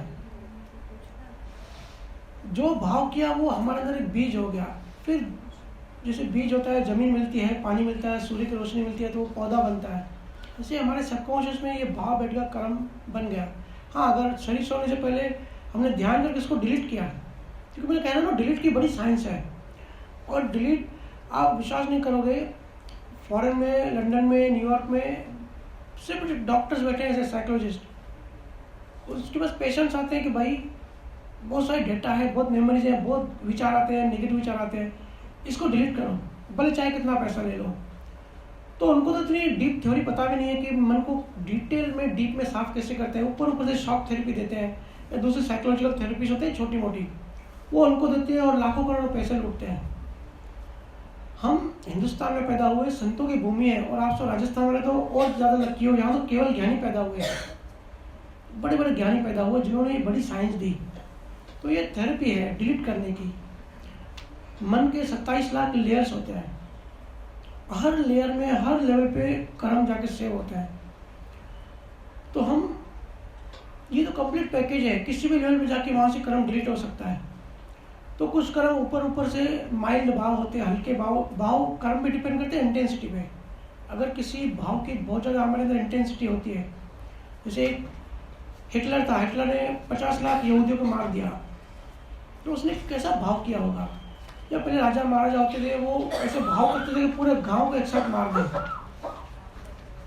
तो वो होती है इंटेंसिटी, बहुत ज़्यादा हाई इंटेंसिटी। तो उसका फिर उसका रूपक भी वैसा आता है, उसका प्रारब्ध भी वैसा आता है। तो भाव इंटेंसिटी पे भी डिपेंड करता है कि किस भाव की क्या इंटेंसिटी है। जैसी इंटेंसिटी होगी उस लेवल पे जाके वो कर्म बीज जाके बैठ जाएगा। और जो हम सिमरन करते हैं, जो ध्यान करते हैं, हम जिनको जो करते हैं उनको पता है कैसे हम अपने अंदर जाते हैं। और उस लेवल के वहाँ डिलीट हो जाते हैं। और अगर गहराई में नहीं भी जा पाते तो ध्वनि जो है, क्योंकि कॉन्शियस, सबकॉन्शियस, अनकॉन्शियस, उसके बाद सुपर सबकॉन्शियस, अंदर से हम सब कनेक्टेड है, तो ध्वनि और अंदर गहराई में जाती है जहाँ हमको कॉन्शियसली पता भी नहीं पड़ता। जैसे ड्रीम होता है, ड्रीम में बहुत सारे ड्रीम देखते हैं सपने, लेकिन बहुत सारे सपने हम भूल जाते हैं, पता नहीं पड़ता। सबकॉन्शियस में हमारी चेतना यात्रा भी करके आती है, वहाँ इतना अंधेरा होता है, उसके भी आगे चले जाती है, तो हल्की फुल्की अनुभूति होती है, लेकिन मेमोरी में कॉन्शियसली हमको याद नहीं होता। जहाँ हमारी रीच नहीं है वहाँ ध्वनि पहुँच जाती है। तो ऐसे ध्वनि हर लेवल पे कर्मों को, क्रियावान कर्मों को डिलीट करती है। सारे संतों ने 3 टाइप के कर्म बताए, क्रियावान कर्म, प्रारब्ध कर्म, संचित कर्म। तो हम डेली जो नया कर्म बनाते हैं, जैसे आपने पूछा सवाल, किसकी भाव करें, किसी को सीढ़ियों से गिरा दें, तो ऐसे भाव हम सब करते ही रहते हैं अंदर में। तो ये भाव बना मतलब आज हमने एक नया कर्म बना लिया। अगर हमने इसको डिलीट नहीं किया तो ये क्रियावान कर्म जब हम शरीर छोड़ेंगे, इसको कॉज कहते हैं। किसी भी चीज़ का कारण होता है, आज साइंस भी मानती है, जो भी है उसका कुछ ना कुछ कारण होता है। तो ये कॉज बनेगा, ऐसे लाखों करोड़ों कॉजेज मिलके बीज, कर्म बीज बन के कॉजुअल बंच बनेगा, इसको कॉजुअल बॉडी भी कहते हैं। ये फिर जीवात्मा के साथ आगे ट्रेवल करती है और इस कॉजुअल बॉडी से ये जाता है संचित कर्मों में, वहाँ जाके एक हो जाता है। इसको कहते हैं कि प्रकृति का क्लाउड। जैसे क्लाउड पे इंफॉर्मेशन रहती है ना, पता नहीं आप सबको पता है कि नहीं, वैसे ये इंफॉर्मेशन जो क्रियावान कर्म बना है कॉजुअल, ये जाते हैं संचित कर्म में मिक्स होते हैं, और कुदरत का एल्गोरिथम होता है, वो डिसाइड करता है कि अभी इसको नेक्स्ट बॉडी कहाँ देनी है। तो उसका जो प्रारब्ध कर्म बनेगा, उस कर्मों की वजह से उसका डीएनए बनेगा, और उसी टाइम डिसाइड हो जाता है कि इसकी ये लड़का बनेगा, लड़की बनेगी, कहाँ पैदा होगा, इसके भाई बहन कैसे होंगे, माँ बाप कैसे होंगे, इसकी आंखें कैसे होंगी, बाल कैसे होंगे। मेडिकल साइंस तो डीएनए तक पहुंची है कि भाई जो भी शरीर है उसका जो बीज है वो डीएनए में होता है, अमीनो एसिड। अमीनो एसिड से प्रोटीन बनता है, प्रोटीन से बॉडी बनती है।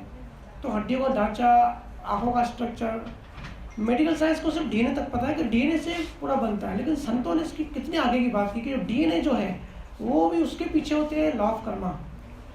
कर्मों की वजह से डीएनए बनता है, डीएनए की वजह से बॉडी बनती है, तो वो पहले से फिक्स होता है। तो इस तरीके से जब सब कुछ फिक्स है, प्री डिसाइडेड है, तो हमको चीज़ें स्वीकार करनी आनी चाहिए।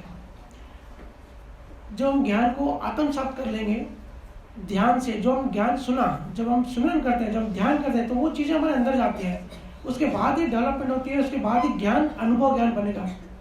कल भी एक मैंने पोस्ट देखी, बहुत अच्छी लगी, कि जो ज्ञान आपको मुक्त करे वही ज्ञान है, नहीं तो सारी इंफॉर्मेशन है। इंफॉर्मेशन मुक्त नहीं करती, अनुभव ज्ञान मुक्त करता है। तो जो हम ध्यान करेंगे वो अनुभव बनेगा। ध्यान हमको खाली करता है अंदर से, हमारे अंदर कचरा है, कल्पना है, मेमोरीज है, संस्कार है, बहुत सारे जन्मों की डेटा पड़ी है, उस डेटा को डिलीट करना है। ठीक है, आप कुछ पूछ रहे थे?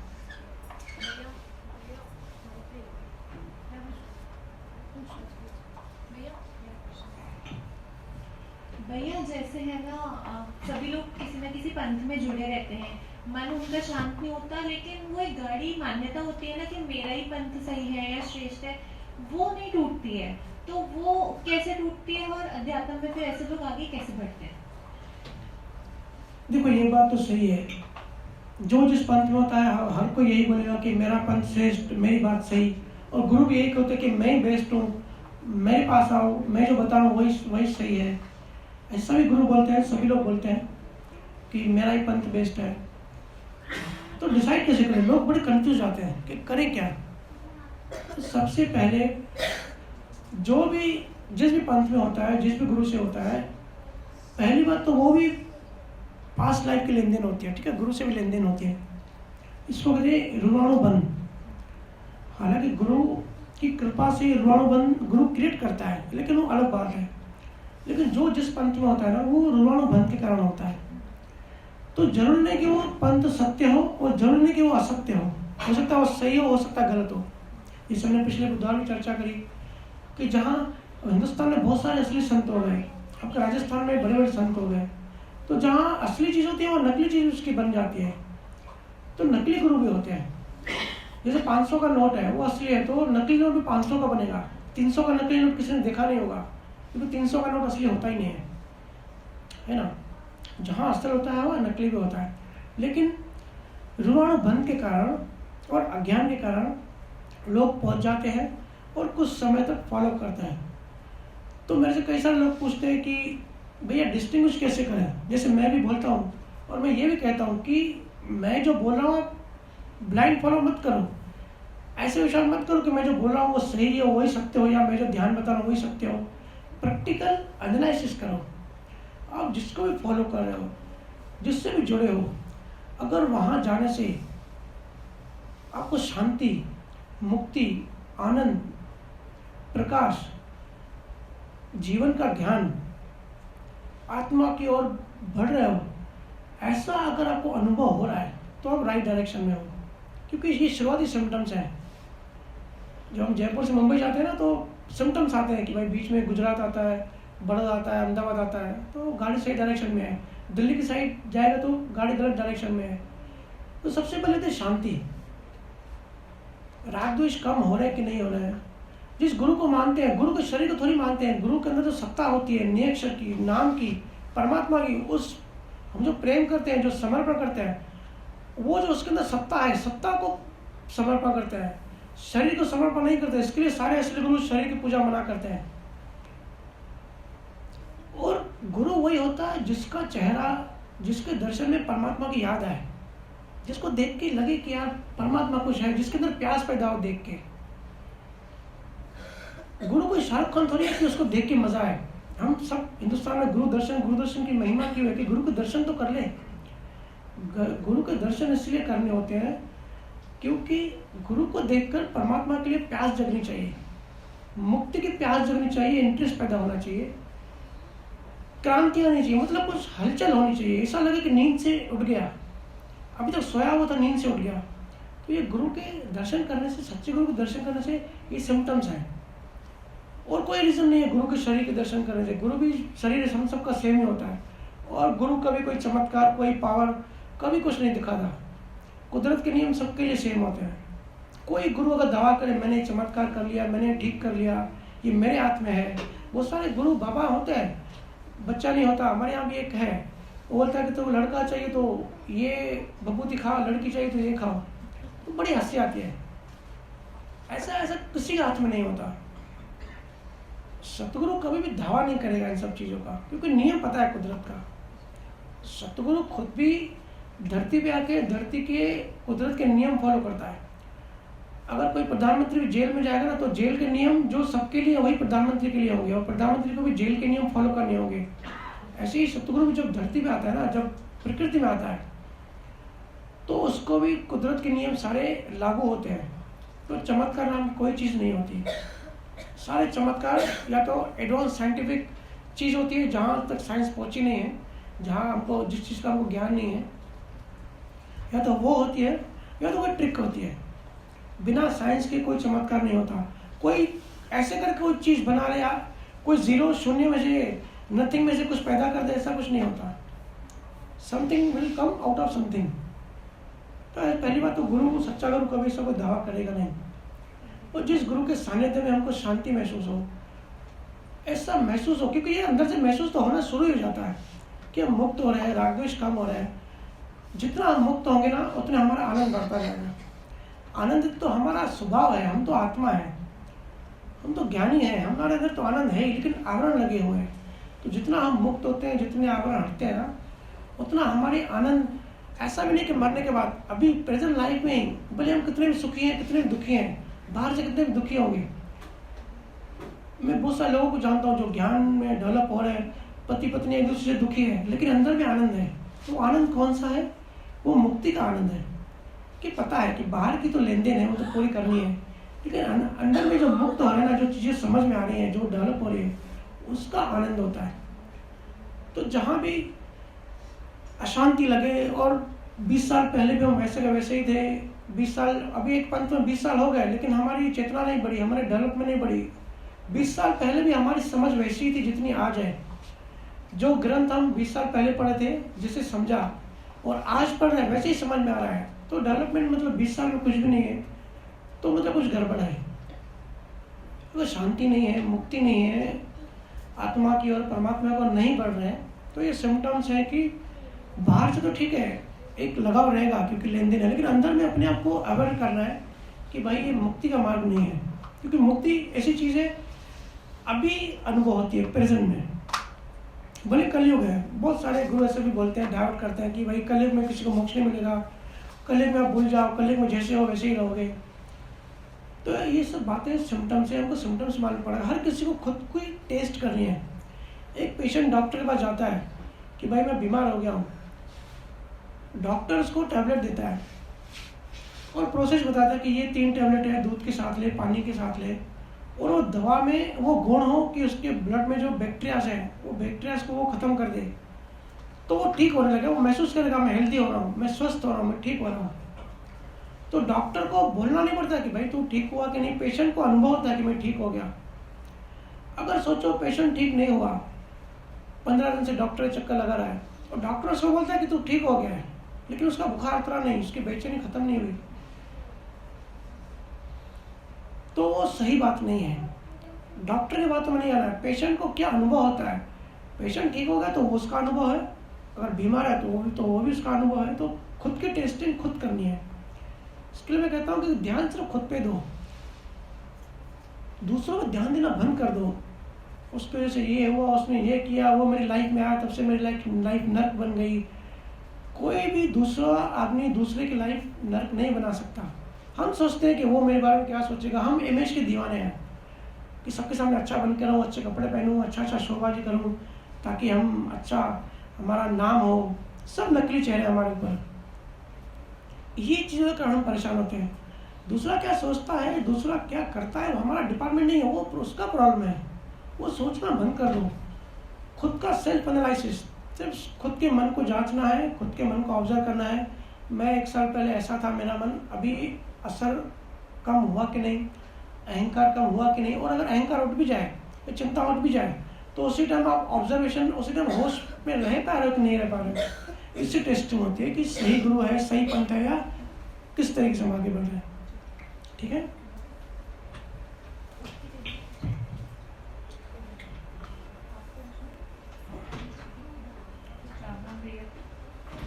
भैया मेरा दूसरा क्वेश्चन ये है कि प्लीज आप पेरेंटिंग की टीचिंग के ऊपर बताइए कि बच्चों का अध्यात्म में इंटरेस्ट कैसे बढ़ाएं।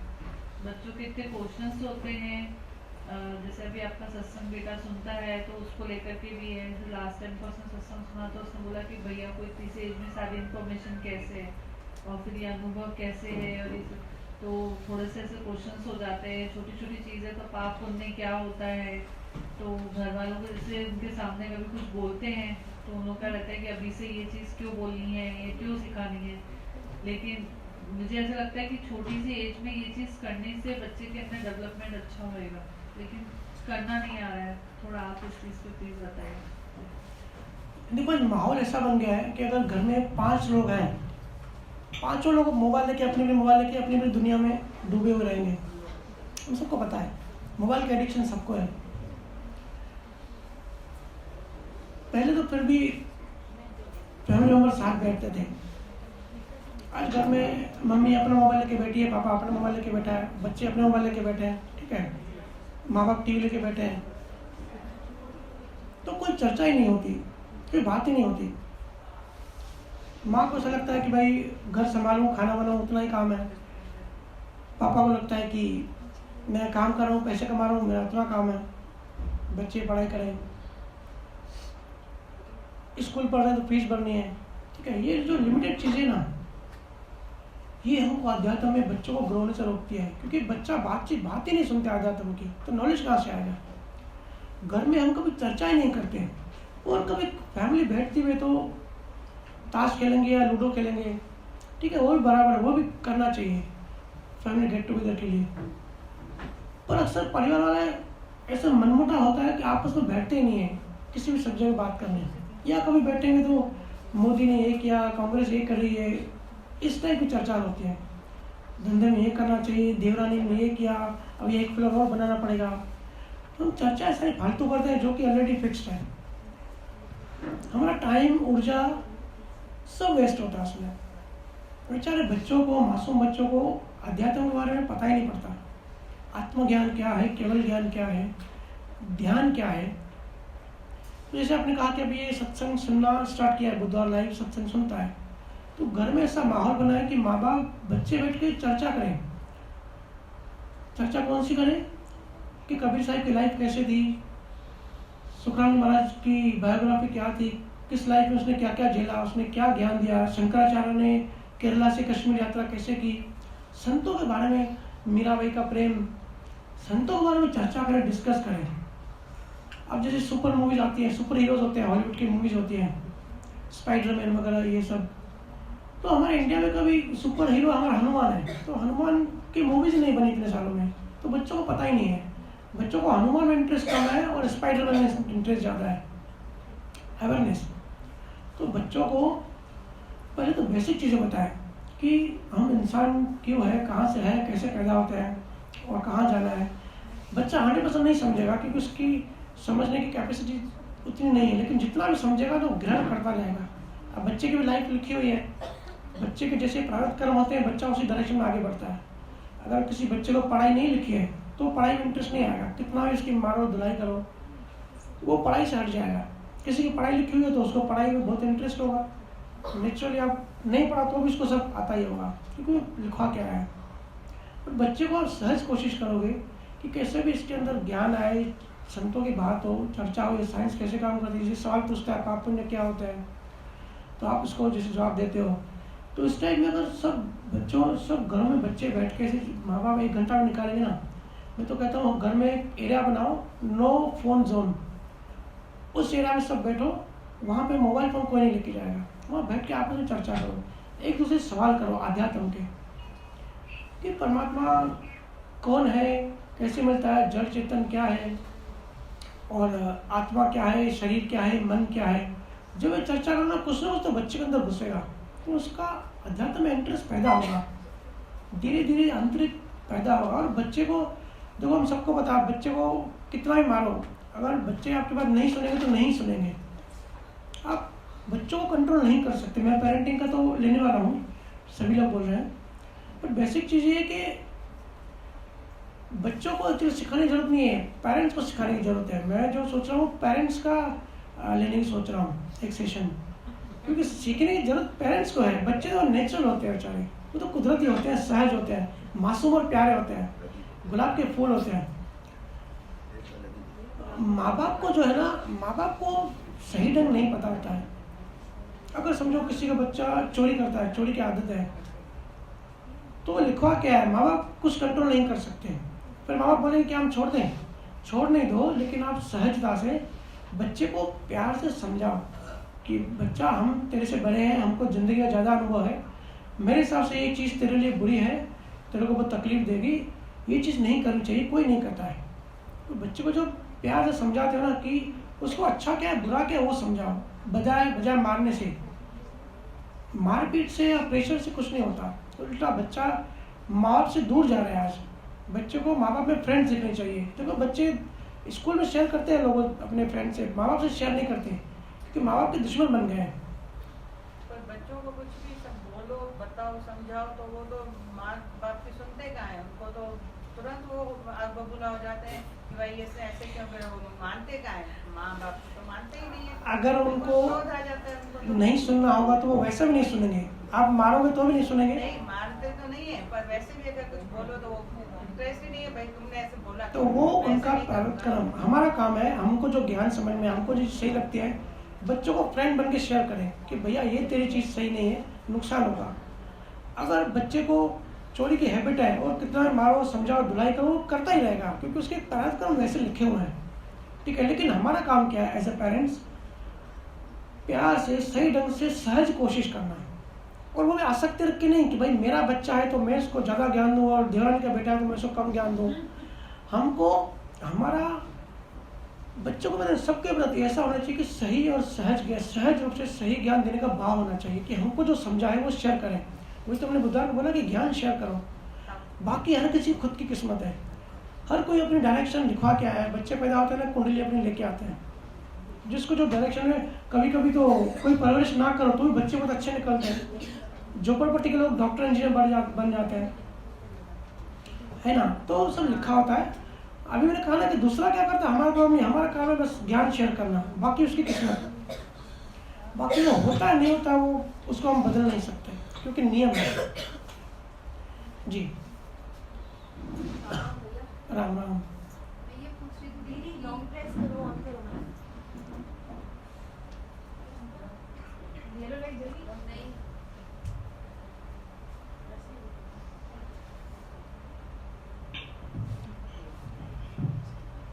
आप कह रहे थे कि सब फिक्स है, तो फिर गुरु के लिए प्यार और समर्पण भाव कैसे और बढ़ाया जाए? अगर फिक्स है तो वो उतना ही लेवल पे रहेगा जितना हमें मिला है प्रारब्ध के अनुसार, तो फिर और उसको आगे कैसे बढ़ाया जाए? क्या ये हो सकता है? गुरु के लिए जो श्रद्धा होती है, प्रेम होता है, मैंने कहा ना रुआणु बंद होते हैं, वो गुरु ने, क्योंकि गुरु का काम हर जन्म जन्म चलता है। जो उसके शिष्य पहले मिलते हैं, ठीक है, पहले के जन्मों में नाम दिया होता है, तो जहाँ ज़्यादा शिष्य पैदा होते हैं, गुरु भी उस टाइम वहीं उस लोकेशन में जन्म लेता है या तो जाता है। सारे गुरु देखो ट्रैवल करते हैं, किसी सारे गुरुओं के अगर देखोगे ना मोस्टली कॉमन ट्रैवल बहुत करते हैं क्योंकि उनको अपने जीवन से पहुँचना होता है। तो पिछले रुआणु बंद ऐसे होते हैं, कभी कभार होता है ना कि बहुत हम नास्तिक होते हैं, बहुत लॉजिक और बहुत प्रैक्टिकल होते हैं, किसी को देख के कोई हमको पसंद नहीं आता, लेकिन कभी कभी किसी एक गुरु को देख लेते हो अंदर में रोना आ जाता है, एकदम अंदर से फूट पड़ता है कि इसी का वेट कर रहे थे। तो पिछले जन्मों से होता है कि भाई यही मेरा गुरु है, क्योंकि 5 जन्मों में मेरा गुरु था। तो मैंने कहा ना कि किसी पंथ में किसी बाहर से जुड़े हो वो तो रुआणु बंद है, वो तो पिछले जन्मों की वजह से है। लेकिन अगर हम आंतरिक अंदर में होश रख रहे हैं और अंदर में जो गुरु आ गया है वो मान रहे हैं, तो एक बाहर का प्यार होता है, एक अंदर का होता है। या बाहर के प्यार को साधारण प्यार कहते हैं, अंदर के प्यार को श्रद्धा कहते हैं। तो जो श्रद्धा होती है ना वो अंदर से आती है, ठीक है। वो जैसे जैसे हम गुरु के टच में आते हैं और गुरु ने पहले जहाँ तक हमको डेवलप कराया, इस जन्म में हमारी आंतरिक समझ, क्योंकि बाहर तो फिक्स है, बाहर कुछ नहीं कर सकते, अंदर की समझ हमारी जब गुरु बढ़ाता है तो उसके लिए प्रेम, करुणा, श्रद्धा ये सब भी बढ़ते जाते हैं, समर्पण। और समर्पण भी आंतरिक होता है, बाहर थोड़ी जाके गुरु के कोई आश्रम थोड़ी होता है, गुरु का कोई रामद्वारा, कोई आश्रम, कोई दरबार नहीं होता। गुरु जहाँ बैठता है ना वही गुरु का आश्रम होता है, वही गुरु का रामद्वारा होता है, वही गुरु का गुरुद्वारा होता है, ठीक है। तो गुरु के आंतरिक समर्पण करना होता है अंदर से। तो ये आंतरिक चीज़ है, ये हमारे फ्रीडम में है। कभी कभी बहुत सारे लोग गुरु के लिए गलत भाव भी बना लेते हैं, मतलब समर्पण भी खत्म कर देते हैं, या डिस्कनेक्ट हो जाते हैं, या कनेक्टेड भी होते हैं, लेकिन अंदर में उनको इंटरेस्ट, रुचि नहीं होती, मतलब रुचि संसार में होती है। जैसे बुधवार को कभी कोई सत्संग होता है तो कोई कोई इंस्टाग्राम चलाता है, क्योंकि सत्संग में रुचि नहीं है। तो रुचि जो है वो अंदर, बाहर की चीज़ है, आंतरिक भी चीज़ है। श्रद्धा जो है वो आंतरिक चीज़ है। तो बाहर हम कैसे भी हैं, कभी कभी ऐसे होता है कि जीव स्पेन में या अमेरिका में रहते हैं, रशिया में रहते हैं, तो रेगुलर बेस पर टच में नहीं है, लेकिन अंदर में उनका अंदर से कनेक्शन है, बहुत गहरा प्रेम, गहरी श्रद्धा है। और गुरु शिष्य का रिलेशन ही ऐसा रिलेशन है जो सच्चा रिलेशन होता है, और बाहर से ज़्यादा आंतरिक कनेक्शन होता है। क्योंकि गुरु जो नेचर, जो नाम देता है ना, वो आंतरिक यात्रा करवाता है। और जैसे मैंने कहा कि अंदर 12 नाड़ियाँ होती है, कॉन्शियस, सबकॉन्शियस, सुपर कॉन्शियस। अंदर की गहराई, अंदर के गहराई में इतने अंधेरे होते हैं कि चेतना अपने तरीके से यात्रा नहीं कर सकती। गुरु का शब्द श्रुति का हाथ पकड़ के अंदर यात्रा कराता है, तो आंतरिक कनेक्शन होता है ज़्यादा। बाहर का तो लेन देन का सिस्टम होता है, और गुरु जो ऑपरेशन करता है ना, आंतरिक करता है, मन का ऑपरेशन करता है, मन की यात्रा कराता है ना। तो ये सब आंतरिक चीज़ें हैं। आम भाषा में जिसको हम प्यार कहते हैं, प्रेम कहते हैं, वो तो बाहर का होता है, रुआणु बंद होता है। और जो पिछले जन्मों में था, गुरु से प्रेम बाहर से भी क्यों आता है? क्योंकि पिछले जन्मों में भी था, अंदर में था, पहले भाव था, तभी तो अभी बाहर आया ना। तो अभी साइमल्टेनियसली बाहर होगा, फिर अंदर में भी होगा, लेकिन अंदर का और ज़्यादा होगा, क्योंकि इस जन्म में डेवलपमेंट थोड़ी ज़्यादा हो गई। तो ऐसे करते करते एक लेवल ऐसे आती है, जैसे फ्रूट होता है, फल होता है, आम होता है, मैच्योर हो जाता है तो पेड़ उसको अलग कर देता है। नारियल होता है, नारियल जब पानी भर जाता है तो खुद ही पेड़ अलग हो जाता है।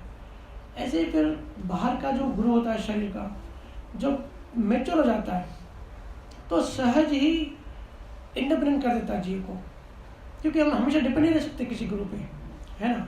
क्योंकि हमको मोक्ष में जाना है, हमको मुक्त होना है। अगर हम गुरु पर भी डिपेंड हैं तो वो भी हम मतलब मुक्त नहीं हुए ना। तो ये अंतिम चीज़ होती है गुरु को छोड़ना एकदम लास्ट। जब हम मैच्योर बन जाते हैं तो छोड़ना नहीं पड़ता, सहज छूट ही जाता है। जब कोई मैच्योर हो जाता है, जब कोई ज्ञानी हो जाता है, तब बाहर के गुरु से भी कनेक्शन टूट जाता है, अंदर भी कनेक्शन टूट जाता है।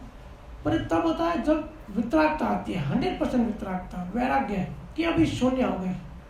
जब शून्य हो जाते हैं ना, तो पहले संसार में आसक्तियाँ थी, ठीक है, तो हमारी संसार से प्रेम था, रिश्तों से प्रेम था, बच्चों बंगला गाड़ी में प्रेम था। फिर हमको गुरु से एकदम प्रेम हो गया। अब परमात्मा से तो प्रेम कर सकते नहीं क्योंकि परमात्मा दिखाई नहीं देता, आत्मा से भी नहीं कर सकते, दिखती नहीं। तो गुरु तो दिखता है, गुरु से प्रेम कर सकते हैं। तो ये गुरु का मेथड होता है। गुरु क्या करता है, संसारिक प्रेम से उसका ध्यान डाइवर्ट करके गुरु में प्रेम आ जाता है, ठीक है। तो संसार वहाँ खत्म हो गया, अब आसक्ति आ गई गुरु में, तो वो डेवलप करती जाती है, मोक्ष की ओर बढ़ाती है, रोज रोज मुक्त करती जाती है। मोक्ष के रास्ते में जो अंतिम जो बाधा है ना, वो होती है गुरु से आसक्ति, वो भी आसक्ति है। तो गुरु जब देखता है कि अब ये कंप्लीट संसार से जुदा हो गया, खत्म हो गया, शून्य हो गया, आखिरी मैं बचा हूँ, तो गुरु अपने आप से भी आखिर में काट लेता है। तो वो जो लास्ट आसक्ति होती है वो भी खत्म कर देता है। ये गुरु का कार्यशैली होती है, उनकी एक टेक्नोलॉजी होती है, एक मेथड होता है, ठीक है। तो इस तरीके से पूरा सिस्टम चलता है। जब कोई रियल में वितरागता, अंदर से वितरागी हो जाता है, ज्ञानी हो जाता है, अनुभव हो जाता है, दशमद्वार के बाद समाधि में लीन हो जाता है, फिर अंदर भी समाधि होती है, बाहर भी समाधि होती है, तो वो शून्य ऐसा होता है, कुछ फर्क नहीं पड़ता, बाहर क्या चल रहा है, अंदर क्या चल रहा है, कुछ नहीं फर्क। सारी तरंगे आंतरिक, अंदर का मन मर जाता है। जब ईगो, जब अहंकार 100% मिट जाता है।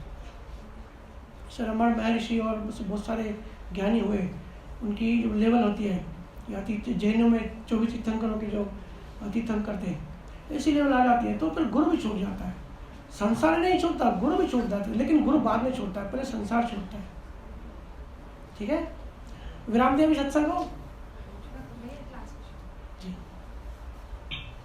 भैया जैसे आप बताते हैं कि हम पिछले जन्मों में किसी से नफरत के हमें बंध बांधे थे, बीज डाले थे, तो अभी किसी को देख के हमें चिढ़ मचती है या फिर हम परेशान होते हैं, और किसी से प्रेम के बीज डाले गए थे तो इस जन्म में उसको देख के हमें बड़ी खुशी होती है।